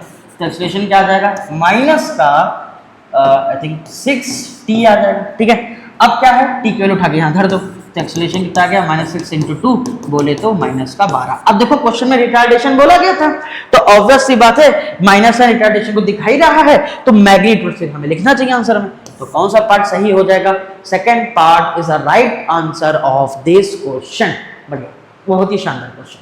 अगले क्वेश्चन की तरफ हम लोग बढ़ेंगे। ठीक है, the potential energy of A particle in a force field हमको ये दिया गया है, मैं अलग से लिख देता हूं, U = A/r² - B/r। ठीक है, वेयर A और B जो है भैया कांस्टेंट है और ये है। ठीक है, हमें क्या बताना है, फॉर स्टेबल इक्विलिब्रियम के लिए डिस्टेंस ऑफ द पार्टिकल क्या होगा। अगर स्टेबल इक्विलिब्रियम है तो मतलब डिस्टेंस मतलब r की वैल्यू क्या होगी अगर स्टेबल इक्विलिब्रियम में है। तो यार एक बात बताओ, अगर स्टेबल इक्विलिब्रियम चाहिए, क्या चाहिए, स्टेबल इक्विलिब्रियम अगर आपको चाहिए तो ऑब्वियस सी बात है du/dr की वैल्यू क्या होनी चाहिए, 0 होनी चाहिए, क्योंकि फोर्स का फॉर्मूला ये होता है, तो ये भी 0 होना चाहिए, तो du/dr भी 0 होना चाहिए। इसका मतलब इसका डिफरेंशिएशन एक बार करो r के रिस्पेक्ट में, उसको 0 के बराबर करो और r की वैल्यू निकाल लो। चलो भैया du/dr निकाल के देख लेते हैं भाई क्या आएगा। देखो इसका इंटीग्रेशन डिफरेंशिएशन क्या होगा, पहले एक काम करते हैं, u को मैं ठीक से लिख लेता हूं। कैसे लिखूंगा मैं, u बराबर a r⁻² और b r⁻1। आराम से डिफरेंशिएशन कर दीजिए, -2 आगे आएगा, a हो गया, -2 - का 1 मतलब हो जाएगा r⁻3, तो हो जाएगा, नीचे ले आओगे तो ये बन जाएगा, इसको आगे ले आओगे तो प्लस हो जाएगा। ठीक है, b हो गया और r⁻1 और करेंगे तो -2, नीचे आओगे तो r² हो गया। ठीक, अब बराबर इसको क्या करते हैं हम लोग, 0 के, क्योंकि इक्विलिब्रियम के लिए du/dr 0 होना चाहिए, तो 0 कर दिया, इसको धर लेके ले जाओ, तो b/r² = 2/r³ हो जाएगा। यहां से r² से कैंसिल करो तो r बचेगा, r को धर ले जाओ तो आ गया 2a/b। तो इस पोजीशन पर आपको स्टेबल इक्विलिब्रियम मिलेगा। कौन सा पार्ट सही हो जाएगा बेटा, fourth part is the right answer this question. Okay, चलिए अगले क्वेश्चन की तरफ बढ़ते हैं। अगला क्वेश्चन फिर से हमारा वेव का आने वाला है। क्या है question, two source of sound placed close to each other are emitting progressive wave यहाँ पर दी गई है, कितनी, y1 = 4 sin 600πt। ठीक है, और y2 कितना दिया गया बेटा, देखो ध्यान से, 5 sin 608πt दिया गया। ठीक है, an observer locate near these two source of the sound will hear.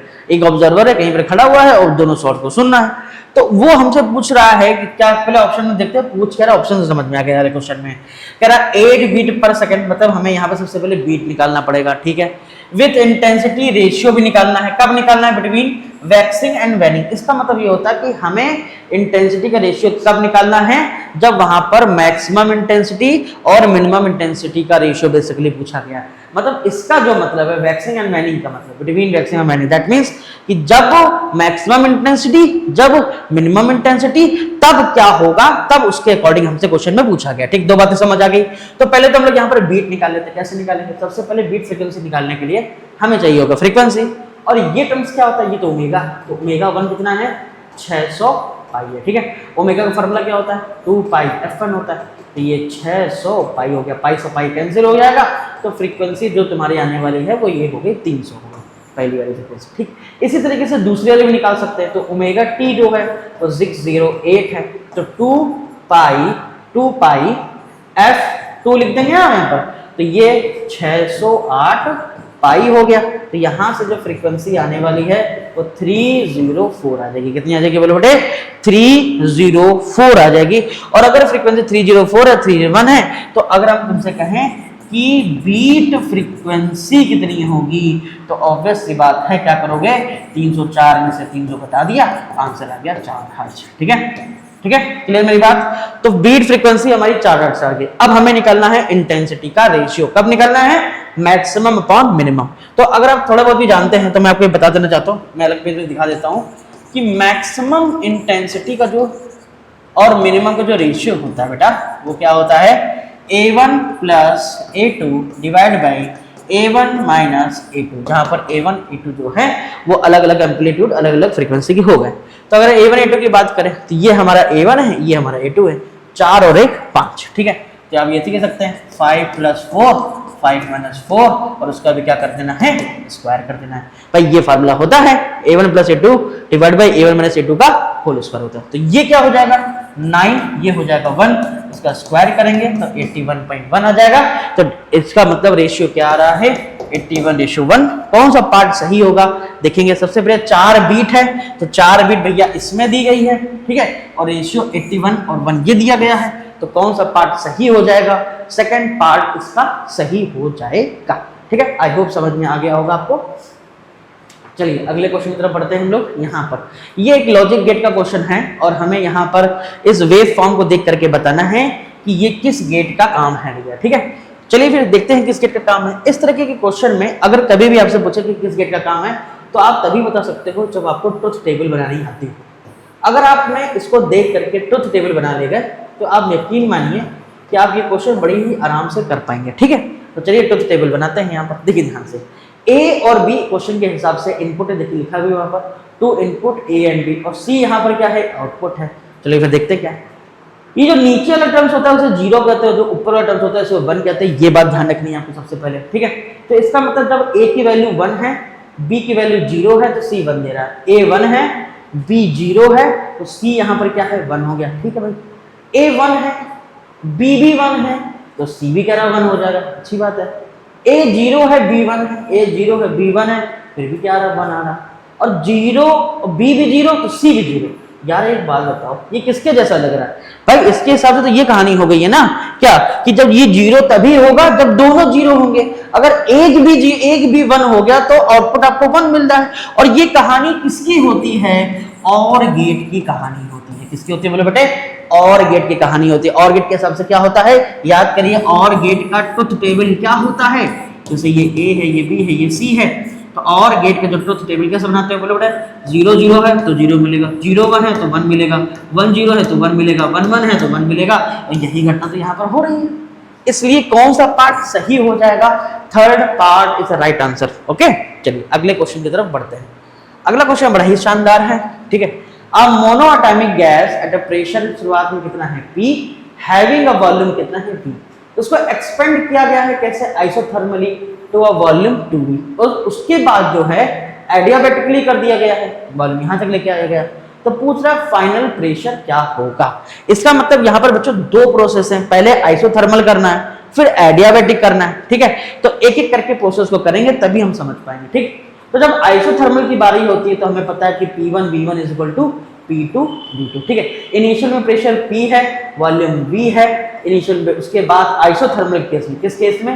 Isothermal के केस में हम जो बंदा लगा सकते, फार्मूला लगा सकते हैं। वॉल्यूम डबल हो रहा है तो ऑब्वियस सी बात है P2 जो तुम्हारा है वो क्या हो जाएगा? आधा हो जाएगा, ठीक। फिर उसके बाद क्या सा प्रोसेस होना है? एडियाबैटिक प्रोसेस है। अब एडियाबैटिक प्रोसेस के हिसाब से भाई देखो P2 तक पहुंच गए, अब P3 तक जाना है तो कैसे बनाओगे? P2 V2 की power gamma is equal to P3 V3 की पावर गामा, मतलब फाइनल वाला यहाँ पर P3 माना है तो फाइनल वाला पता करना है, ठीक।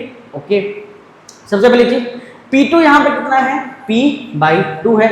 वॉल्यूम यहाँ पर कितना है बोलो भैया? 2V है, और कितना है? 2V है, तो ठीक से लिख लेते हैं 2V। अच्छा, गामा की वैल्यू क्वेश्चन कितनी दी गई है? 5/3। P3 हमसे पूछा गया और ये कितना हो जा रहा है? 16V की पावर गामा हो गया। गामा की वैल्यू यहाँ पे कितनी है? रख देता हूँ मैं 5/3। ये हमारी गामा की वैल्यू हो गई। अब अगर हमें P3 चाहिए तो क्या करना होगा? इसको इस तरफ ले आते हैं तो P/2 समझ में आता है। यहाँ ध्यान से देखिए 2V/16V की पावर 5/3, ठीक है। अच्छा, थोड़ा सा और सॉल्व कर लेते भाई, क्या हो जाएगा? 1/8 हो जाएगा की पावर 5/3। अब अगर आप ध्यान से देखें तो मैं 8 को क्या लिख सकता हूँ?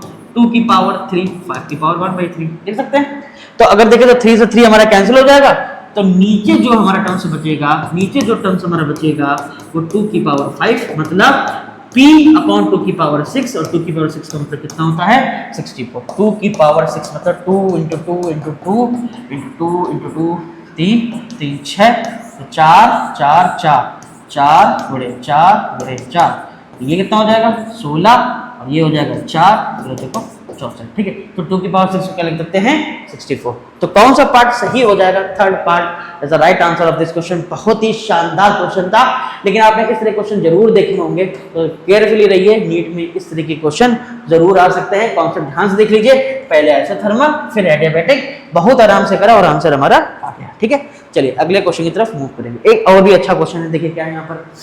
अ बीम ऑफ लाइट है जो कि लैम्डा जो हमें दिया गया है 600 नैनोमीटर, कहां से कहां तक, from a distance source fall on a single slit 1 mm wide है, सिंगल स्लिट है, ठीक है, सिंगल स्लिट है और ये जो है ये 1 mm वाइड है, ठीक है, and the resulting diffraction pattern is observe, कहां पर ऑब्जर्व हो रहा है 2 मीटर दूर, यहाँ पे हमने स्क्रीन लगा दी है, वहां पर ऑब्जर्व हो रहा है भैया।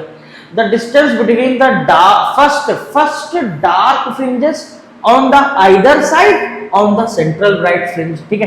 तो बेसिकली क्या कह रहा है कि भाई सेंटर में तो ब्राइट बनती है, तो पहली वाली मतलब अब ऐसा समझो कि सेंटर पर क्या बनती है, सेंटर पर हमेशा ब्राइट बनती है, उसके ऊपर सेंटर पर हमेशा क्या बन रही है ब्राइट, उसके ऊपर डार्क बन रही है और इसके नीचे भी क्या होती है डार्क बन रही है। तो इन दोनों डार्क के बीच की बेसिकली डिस्टेंस हमसे क्वेश्चन में पूछा गया है। तो एक काम करते हैं, पहले ये डिस्टेंस निकाल लेते हैं। ये डिस्टेंस कितनी होती है, अगर आपको थोड़ा बहुत याद है, ये distance lambda capital D upon small D होता है, यही डिस्टेंस ये भी हो जाएगी। तो अगर क्वेश्चन में जो पूछा गया है कि दोनों के बीच की डिस्टेंस क्या हो गई, मतलब डिस्टेंस बिटवीन कहाँ बताना है, जब देखना ध्यान से, first dark fringes on either side on the central bright fringe। तो अगर इसका फॉर्मूला देखोगे तो 2 lambda capital D upon small D हो जाएगा। क्या हो जाएगा 2 lambda capital D upon small D. चलिए सॉल्व कर लेते हैं। लैम्डा कितना दिया गया है 600 मतलब 10 की पावर माइनस का 3, कैपिटल डी कितना हो गया 2 और ये कितना है 10 की पावर माइनस का 3, 9 होता भैया, ध्यान रखना 600 इंटू 10 की पावर माइनस का 9 हो जाएगा, ठीक है। क्या हो जाएगा 600 इंटू 10 की पावर माइनस का 9, ठीक है, ये हो गया 6 दूनी 12 दूनी 24 हो गया, इंटू 10 की पावर अगर आप देखें ध्यान से या उसको ऐसे कर लें 2400 इंटू 10 की पावर माइनस का 6 मतलब 2.4 इंटू 10 की पावर माइनस का 3 मतलब 2.4 mm। ये आंसर होना चाहिए। कौन सा पार्ट सही हो जाएगा बेटा, फोर्थ पार्ट एकदम सही हो जाएगा। चलिए पढ़ते हैं अगले क्वेश्चन की तरफ। अब अगला क्वेश्चन देखिए, बड़ा थ्योरेटिकल क्वेश्चन है लेकिन इस चीज को समझेंगे। क्या बोला है, the wettability of a surface by a liquid depend on primarily किस पर होता है, मतलब अगर कोई भी सरफेस अगर वेट हो जा रही है तो ये किस पर डिपेंड करता है, किस चीज पर डिपेंड करता है। भैया पहले मेरी बात को समझो, अगर कोई भी सरफेस किसी भी लिक्विड से वेट हो रही है तो ये इस बात पर डिपेंड करती है कि उसका एंगल ऑफ कांटेक्ट क्या है। भैया एंगल ऑफ कांटेक्ट क्या इस बात पर डिपेंड करता है, जितना कम से कम एंगल ऑफ कांटेक्ट होगा ऑब्वियस सी बात है वो सरफेस उतनी ही ज्यादा वेट हो जाएगी। तो कौन सा पार्ट सही होना चाहिए, angle of contact between the surface and the liquid. क्यों, एक बात ध्यान रखना, angle of contact between surface और लिक्विड ये भी बताता है कि सरफेस और लिक्विड के बीच में कैसा एडहेसिव फोर्स है, कैसा कोहेसिव फोर्स, सिर्फ यही चीज बताता है। बाकी जो प्रॉपर्टी सरफेस टेंशन, डेंसिटी और विस्कोसिटी ये लिक्विड की प्रॉपर्टी होती है, ये इसकी प्रॉपर्टी नहीं होती है कि सरफेस और लिक्विड के बीच में क्या रिलेशन है, वो कौन बताता है, एंगल ऑफ कांटेक्ट बताता है। इसलिए इसका पार्ट थर्ड सही होगा। चलिए अगले क्वेश्चन की तरफ बढ़ते हैं, बड़ा ही शानदार क्वेश्चन। 3 ब्लॉक एंड मास कितना है m, 2m and 3m are connected by string as shown the figure. After the upward force, एक फोर्स F लगा रहे हैं, is applied on the block M, the masses move upward, ये ऊपर भी जा रहा है लेकिन कैसे जा रहा है, कांस्टेंट स्पीड से। यही रुक जाता हूं यार, कांस्टेंट स्पीड का मतलब हो गया एक्सेलरेशन 0 और एक्सेलरेशन 0 मतलब नेट फोर्स 0, ये तो मतलब हुआ। What is the net force on the block of mass 2m। तुम चाहे इसको देखो, तुम चाहे इसको देखो, तुम चाहे इसको देखो, सभी ब्लॉक पर नेट फोर्स 0 होगा, तभी तो एक्सेलरेशन 0 होगा, तभी तो कांस्टेंट स्पीड v होगी। इसलिए कौन सा पार्ट सही हो जाएगा? फोर्थ पार्ट सही हो जाएगा। कोई कैलकुलेशन करने की जरूरत नहीं है, एक सिंपल लाइन से हमने आंसर बता दिया। बहुत बढ़िया। अगला क्वेश्चन करेंगे। देखिए इस तरीके का क्वेश्चन आपको नीट 2024 में भी देखने को मिला था। ठीक है, तो क्या भाई क्वेश्चन है, 3 block A, B and C, मास कितना है यहाँ पर 4 kg। ठीक है, ये कितना है 2 kg, ये कितना है 1 kg, आर इन कॉन्टैक्ट और फ्रिक्शन लेस। ध्यान रखना फ्रिक्शन नाम की कोई चीज नहीं है, एज शोन द फिगर। और फोर्स यहाँ पर कितना लगा रहे हैं हम लोग 40 न्यूटन का फोर्स लगा रहे हैं। बेटा कितना लगा रहे हैं 40 न्यूटन का फोर्स लगा रहे हैं। ठीक है, क्या पूछ रहा है? हाँ ठीक, then the contact force between A और बी, ए और बी के बीच में कांटेक्ट फोर्स क्या होगा? इस तरह के क्वेश्चन को करने के लिए सबसे पहले हम लोग यहाँ पर क्या करते हैं कि इस पूरे सिस्टम का एक्सेलरेशन निकाल लो। कैसे निकालोगे? सिंपल सी बात है, क्या फॉर्मूला लगाओगे? F net is equal to M net into A. Net force कितना लगा रहे हो 40, नेट मास कितना है 4 + 2 + 1 इंटू ए, मतलब 7a। तो ए कितना आ गया 2 मीटर पर सेकेंड स्क्वायर। एक्सेलरेशन आ गया, इसका मतलब हर ब्लॉक पर एक्सेलरेशन जो होगा सेम होगा। अब हमें क्वेश्चन के हिसाब से ए, ठीक है, बी और सी, ये है, ये ए है, ये बी है, ये सी है, तो हमें ए और बी के बीच में कांटेक्ट फोर्स बनाना है। तो यार ए और बी के बीच में जो कांटेक्ट फोर्स होगा वो ऐसा होगा, ए वाला बंदा बी को लगा रहा होगा, बी वाला बंदा ए को लगा रहा होगा, और ए वाले की खास बात ये है कि 40 न्यूटन यहां से लग रहा होगा। इसका मतलब अगर मैं ए का फ्री बॉडी डायग्राम बनाऊं, मतलब एफवीटी अगर मैं बनाता हूं, तो इस 4 kg की बॉडी में अगर देखें ध्यान से, कितनी kg की बॉडी में बोलो भैया 4 kg की बॉडी में 14 न्यूटन का फोर्स, 14 इधर लग रहा है, नॉर्मल फोर्स इधर लग रहा है, और इस बॉडी में एक्सेलरेशन इस साइड पे है, वो भी 2 से। ठीक है, तो बस सिंपल सी बात है, फिर से भी फंडा लगाइए, एफ नेट बराबर में। ठीक है, एफ नेट कितना है भाई साफ दिख रहा है, एक इधर लग रहा है, इधर लग रहा है, तो बड़े में से छोटे घटा दो। मास कितना है यहाँ पर 4 है, एक्सेलरेशन कितना है यहाँ पर 1, और ए की वैल्यू यहाँ पर कितनी है 2 हो गई। ठीक है, तो नॉर्मल फोर्स n कितना आ जाएगा 14 माइनस का a, तो आंसर आ जाएगा 6। तो कौन सा पार्ट सही हो जाएगा? Second part is the right answer of this question. बहुत ही शानदार क्वेश्चन है, सिंपल बात है, ऐसे क्वेश्चनों में अब देखो चाहे ब्लॉक हो चाहे रस्सी बंधी हो, तरीका यही होता है। सबसे पहले आप लोग एफ नेट का यूज करके एक्सेलरेशन निकालें, और एक्सेलरेशन के बाद किसी भी ब्लॉक पर टेंशन या फिर नॉर्मल एक्शन पता करना हो, उसका फ्री बॉडी डायग्राम बनाएं, सॉल्व करें, और आपका आंसर आ जाएगा। चलो अगला क्वेश्चन देखते हैं। The approximate depth of the ocean कितनी है? यहाँ पर डेप्थ जो दी गई है h की वैल्यू वो 2700 मीटर दी गई है। ठीक है, द कंप्रेसिबिलिटी ऑफ वाटर मतलब k की वैल्यू 45.4 × 10⁻⁻11 पास्कल दी गई है। एक बहुत जरूरी बात बताते हैं, ये जो कंप्रेसिबिलिटी होती है वो 1/v मतलब बल्क मॉडुलस के इनवर्स होती है। बल्क मॉडुलस के क्या होती है? इनवर्स होती है। ये बात ध्यान रखना, इस पर काम आएगा। क्या पूछ रहा है? What fractional compression of the water will be obtain at the bottom of the ocean. मतलब अगर ओशियन पे जाते हैं तो वहां पर कंप्रेशन, तो वहां पर जो है फ्रैक्शनल कंप्रेशन ऑफ वाटर क्या हो जाएगा, ये पूछा गया। Fractional compression of water, fractional compression of water मतलब आपसे क्वेश्चन में डेल्टा v/v जो है वो पूछा गया है। ठीक, चलिए कौन सा फॉर्मूला लगाना चाहिए? बल्क मॉडुलस का बड़ा एक फॉर्मूला पढ़ा होगा आपने, डेल्टा v/v, और यहाँ पर होता है माइनस साइन, ये आपने जरूर पढ़ा होगा। लेकिन मैं सिर्फ यहाँ पर मैग्नीट्यूड की बात कर रहा हूँ, तो मैंने यहाँ पर लगा दिया मॉड, और मॉड लगाते ही फॉर्मूला बन गया डेल्टा v/v। एकदम क्लियर हो गई बात? तो यहाँ से अगर फ्रैक्शनल कंप्रेशन ऑफ वाटर बताना है तो डेल्टा v/v की जो वैल्यू होगी वो चेंज इन प्रेशर और बल्क मॉडुलस के बराबर हो जाएगी। अब अगर आप अर्थ सरफेस से या वाटर की सरफेस से 2700 मीटर नीचे चले जा रहे हैं तो वहां पर प्रेशर कैसे लिखोगे? वहां पर प्रेशर का फॉर्मूला क्या होता है? ρgh। तो यहाँ पे इसलिए क्या लिख सकते हैं हम लोग?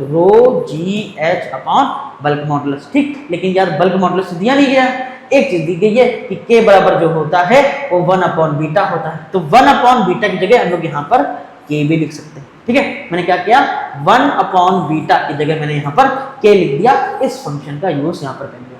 तो अगर हमें डेल्टा v चाहिए तो बस क्या करना है हमें?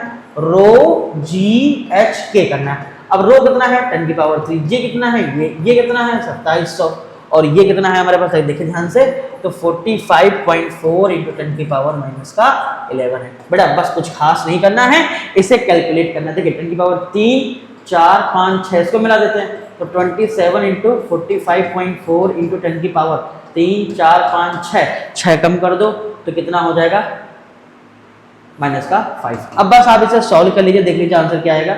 जब आप पूरा सॉल्व करते हैं तो देख सकते हैं, तो 10 की पावर माइनस का 2 आता है, तो कौन सा पार्ट सही हो जाएगा, third part is the right answer of this question.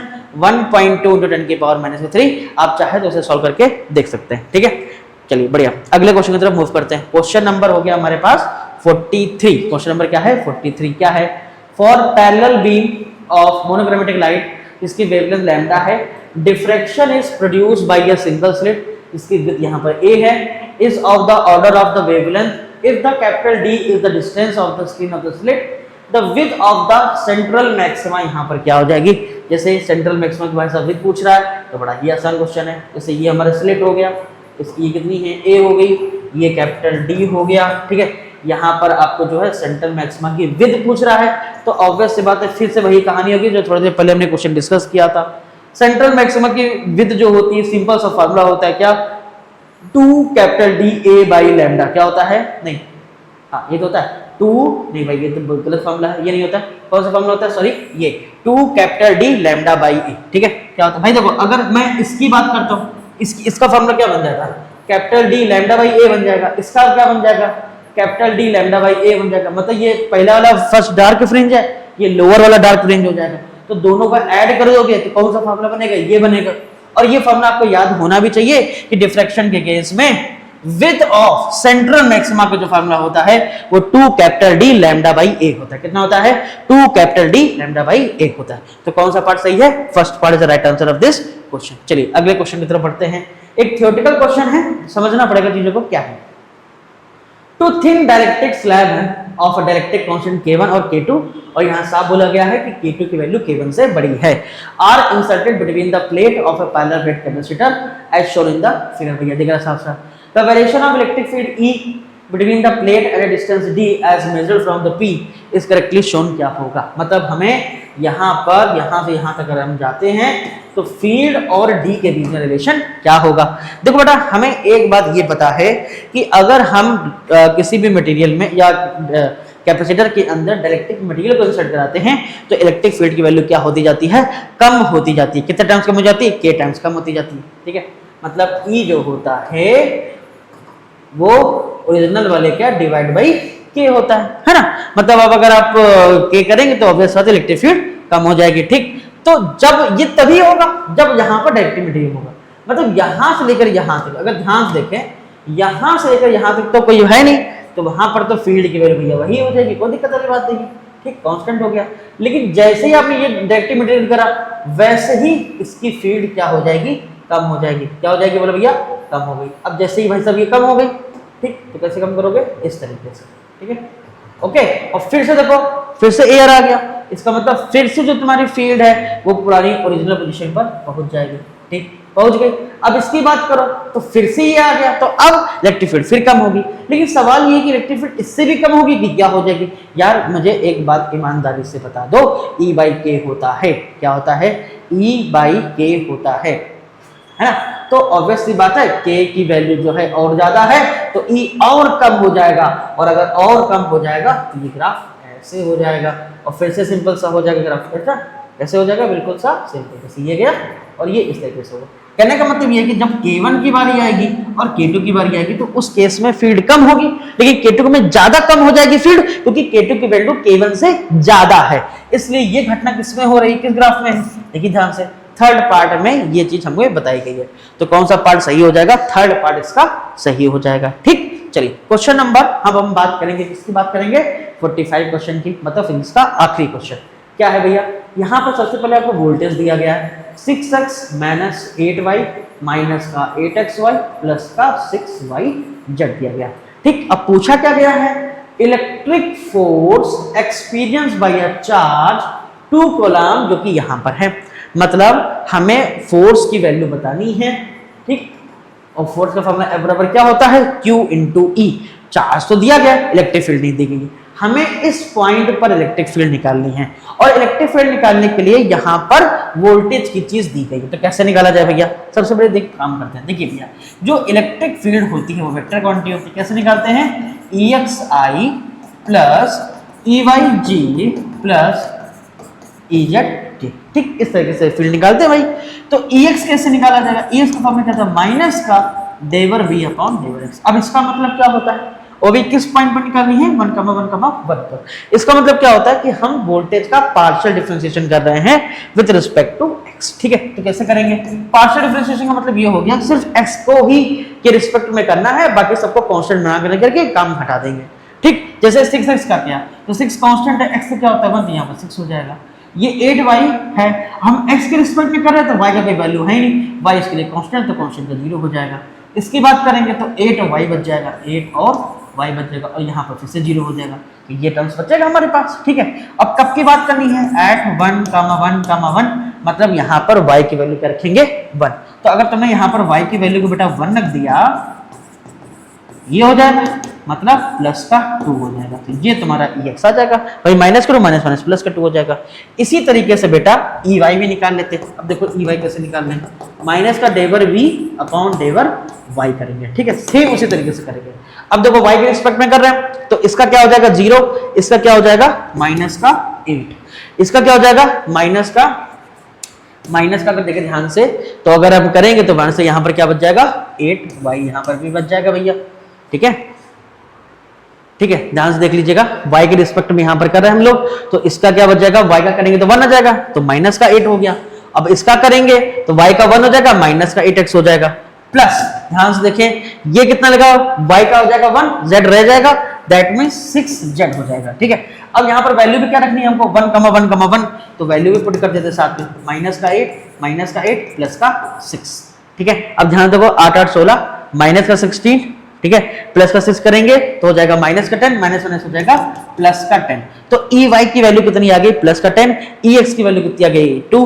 अब हमें यहाँ पर निकालना पड़ेगा सिमिलरली EZ निकालते हैं, ठीक है। EZ कैसे निकाला जाएगा? देखो फिर से वही करेंगे, माइनस का डेवर V अपॉन डेवर Z। तो भैया इसका 0, क्योंकि Z के रिस्पेक्ट में कर रहे हैं, तो x क्या हो जाएगा? कांस्टेंट, तो ये भी 0, सिमिलरली ये भी 0, ये भी 0, और इसका यहाँ पर क्या बच जाएगा? 6, बोलो भैया 6y बच जाएगा। सिंपल सी बात है। अब कब की बात करनी थी हमको? एट 1,1,1, दैट मींस EZ अगर करना है तो माइनस का 6 आ जाएगा। तो अब इसी फील्ड को इस तरीके से हम लिख सकते हैं, दैट इज 2i प्लस का 10j और माइनस का 6k, ये बन जाएगा, माइनस का 6k आराम से बन गया, ठीक है। अब इसका मॉड निकाल लेते हैं, क्योंकि आंसर में मैग्नीट्यूड का हिस्सा दिया गया है। तो मॉड क्या आ जाएगा? देखिए ध्यान से, अंडर रूट के अंदर 2 का स्क्वायर प्लस 10 का स्क्वायर प्लस माइनस 6 का स्क्वायर, दैट इज कोई बात नहीं, ये 4 हो जाएगा, ये 100 हो जाएगा, ये 36 हो जाएगा, ये 140 हो जाएगा। अब अगर ध्यान से देखें तो हम 140 को कैसे लिख सकते हैं? 35 इंटू 4 करके लिख दो, तो 2 इंटू 35 हो जाएगा। लेकिन ये क्या आया है? ये फील्ड आया है, लेकिन क्वेश्चन में क्या पूछा गया है? इलेक्ट्रिक फोर्स पूछा गया है, ठीक है। तो इलेक्ट्रिक फोर्स के लिए क्या करूँ मैं? यहाँ कर देता हूँ F बराबर Q इंटू E। अब चार्ज क्वेश्चन में कितना दिया गया था? 2 कूलम, ये 2 हो गया। E कितना है? 2 अंडर रूट 35। आई होप आपको समझ में आया होगा कि फोर्स यहाँ पर क्या आ रहा है? 4 रूट के अंदर 35, कौन सा पार्ट सही हो जाएगा? 4th part is a right answer of this question. बहुत ही शानदार बेटा क्वेश्चन था। वोल्टेज की मदद से इलेक्ट्रिक फील्ड निकाली और इलेक्ट्रिक फील्ड की मदद से फोर्स निकाली, और यहाँ पर इलेक्ट्रिक फील्ड के लिए हमने यहाँ पर पार्शियल डिफरेंशिएशन का यूज किया हुआ है, that is del V upon del X, del V upon del Y और del V upon del Z, ठीक है। तो कौन सा पार्ट इसका सही हो जाएगा? 4th पार्ट जो है इसका सही हो जाएगा बेटा। तो यहां तक फिजिक्स का डिस्कशन था, और हमने जो है 24 से लेकर के 44 तक, और बाकी टीचर ने बाकी क्वेश्चन भी डिस्कस कर दिए हैं, ठीक है। तो हमारी तरफ से यही, और हमारे चैनल को सब्सक्राइब करें और ज्यादा से ज्यादा शेयर करें। Thank you.